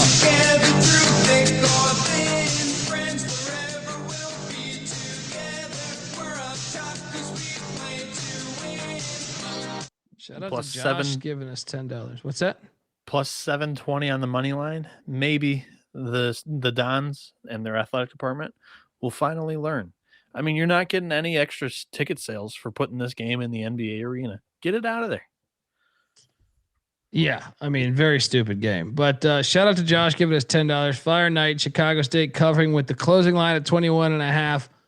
And then he has we can be bought and paid. He has a song request, and I will have the Stein probably by tomorrow night, I would assume. So you will see me there tomorrow night. But shout out to Josh. Gonna get a big dish of beef chow mein. It is bad boy. That's a great dude, man. Merry Thank you. Christmas. It's very kind of you, man. It's very kind of you. We're very grateful. Next up, we have UT Arlington is on the farm taking on Stanford, catching 12.5. Guys, I think UT Arlington could get them. I was thinking about this. Stanford fucks these teams up though in these bye games. Who's the best team? What did they just barely beat San Jose State by 4? I know it's a rivalry game, but Who they beat? Like they lost to Seattle this year, dude. I'll stay away, but give me Arlington. I'm laying them Stanford. Like you said, they already dropped a bye game to UNLV. And shit, they dropped 2 actually. Yeah. But then the other ones they've just annihilated. There's been a couple of, that hovered around 10. I'll take the Mavs with you, Colby. I'm not going to fire, though. Yeah. If this thing jumps up a little bit, I'm firing. I may bet Stanford late. Air Force, San Diego State, 24.5 fucking points. Not again. I mean, what was, I feel like San Diego State won by 1 the last time they played. How about this conference opener for San Diego State? The Mountain West is just handing it to them on a silver platter. Here, prostitution. I'll take the points. yeah, man. Like Nothing like your by far like worst team in the league getting the conference I favorite. mean, to in play the first devil's game. advocate, they got to play somebody, right? we I should get your lock point. Air Force. San not Diego gonna State lock can't it. score. I'm not gonna lock Air Force, dude. Give me San Diego State 60, Air Force 40. I'll lock him Air I Force. think you're on the right side. 60 to 40. Moneyline Mac, lock it up. Air Force. Bieniek? I think he's on the right side too. Like San Diego State, 1,000%. Should we is bet it? more- I mean, No, Come on, it's but late they are night. more excited about can't. this Arizona game this weekend. oh man. All right, next up. Oh boy, Pac-12. Hey, Yeah, you it's guys, almost it'd be cool as shit if like you guys were in a conference together. Wouldn't that be great? UCLA and Arizona, like border battle, quote great Patty C. It'd be really cool. Like This is so true too from Nick, dude. They were up early in that one. I remember that. I had Air Force in the points as pricks. We're going to be up 10 again this time and only lose by 20. I got a good feeling. 2 years ago, we covered. yeah, Rogue Strummer. My life is terrible on the East Coast. Worst time zone. All right, worst fucking time zone. Colby's Bro, on we year got 1.5. Arizona State, by the way. Colby's on year 1.5 of the Eastern time zone. I mean, Arizona since I State. was, yeah. Yeah, we're on year 4 with you now here. Yeah. I don't know how long this experiment will work. We'll see. I mean, it's just got to be earlier start times than 1:15. I don't think that's 1:30, going to be whatever. happening, though. I don't think that's realistic. You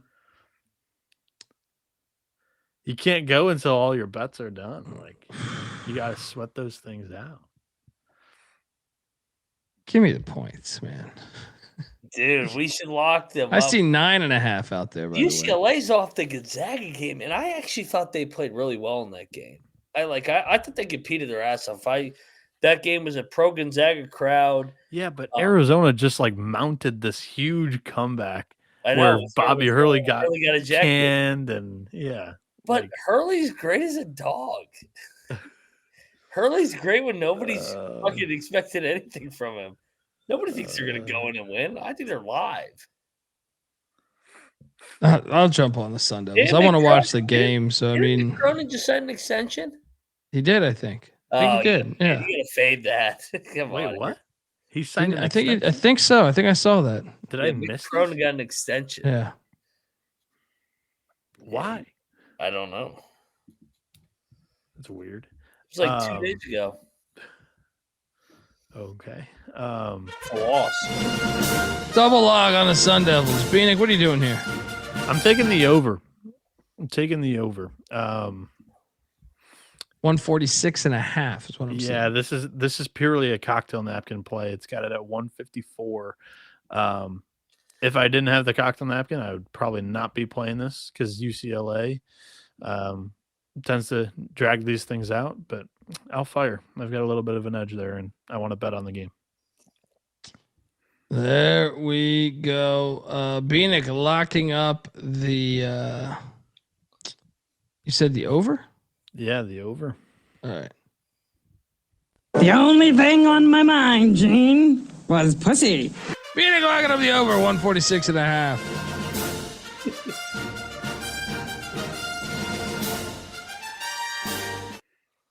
Next up. Portland, these pilots. I want this pilot catching 18.5. Now, give me the fucking points, man. Lock. Give me the points. Oregon wins by 14.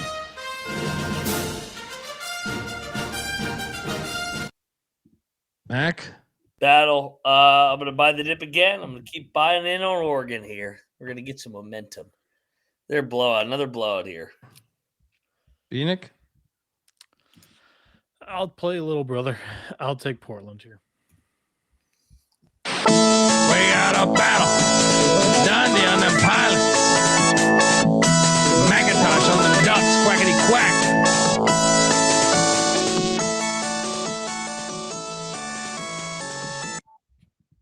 All right. Top plays of the night.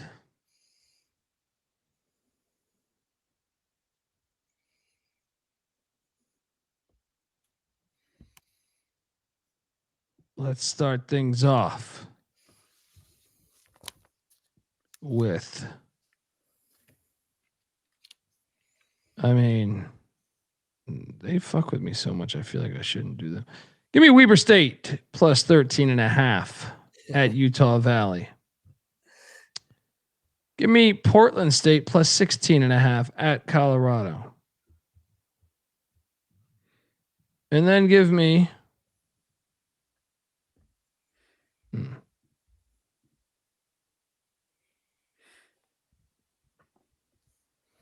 Monmouth at home against Quinnipiac, catching 1.5. The dog. Man, there's a lot of dogs I feel like we liked. Well, the Weber one I do think is live, but I'm gonna go for.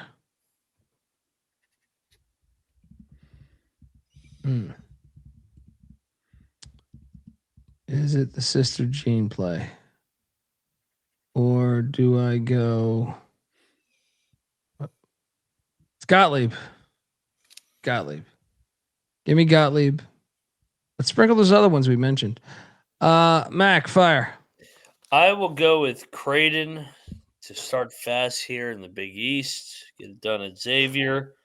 I'll go with Arizona State as a dog against UCLA. I think they're live in that game.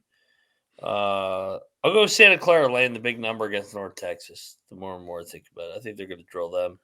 And my dog. Give me Weber. Little in-state battle there. Weber and Utah Valley. I think that'll be a chippy game there. Fun.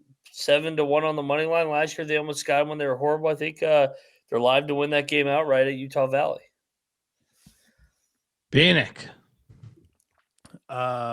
We are gonna go with Alabama State plus 21.5. Cocktail Napkins only got that game at 13.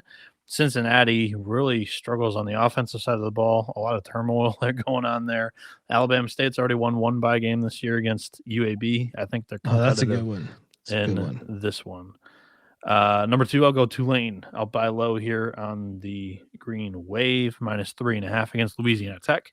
Tech's won a couple of games in a row, but I really do not think that's a very talented roster. They haven't played very good competition. And Tulane has been all over the place, but I do think that their strength of schedule has been much better than the Bulldogs up until this point. Then I'll go Middle Tennessee State, minus 3.5. Cocktail Napkins got it. I'm at 5.5 here. I just like this Blue Raiders team a lot this year. Kind of saw State's one of these kind of dangerous lurking teams in the Conference USA this year.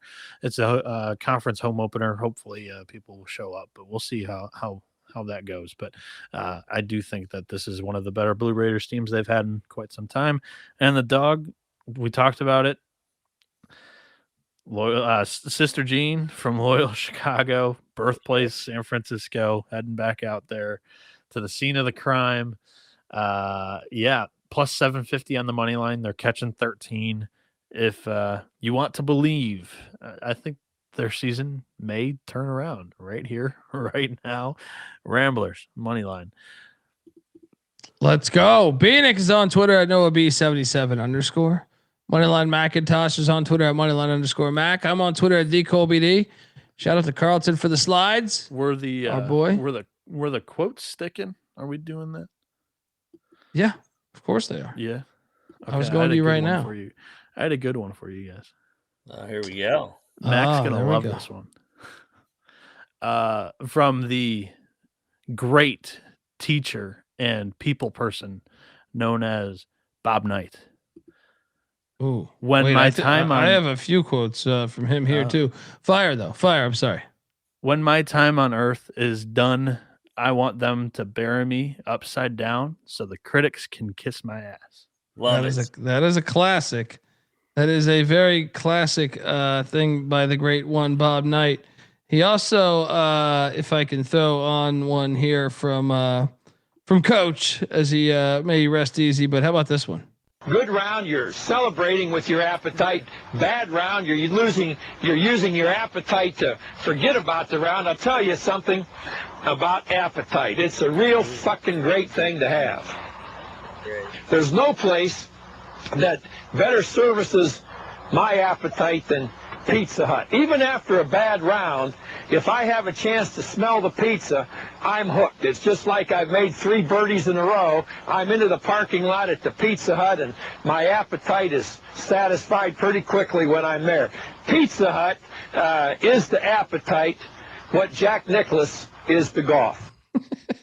Please, the best. Folks, have a wonderful day. We'll see you tomorrow. This is the College Basketball Experience. You better start thinking about yours.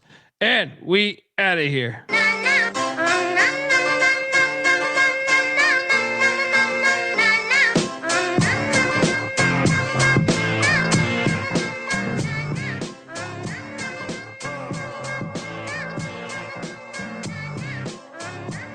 It's got me thinking about the good shit the minute that I seen your grill again. It made me good trip, good dog to mind back like dog will wind that. Man, I didn't get mad when you never hit me time back, but the comings on was strong. Now my shit's coming along, you know the song. The truth is I'm pretty much on fire again. It's heating up for real, I'm alive again. And that's the attraction factor. Vancouver, Michigan with my rap disaster, yeah. You know you want it how you want it. No need to trip, cause I got it, doggone it. It's all yours and the extras too. All the super music and the sex for who? Just get it straight, cause he caught me in a good mood. Let me demonstrate what this time of year could do. Yeah, sing it.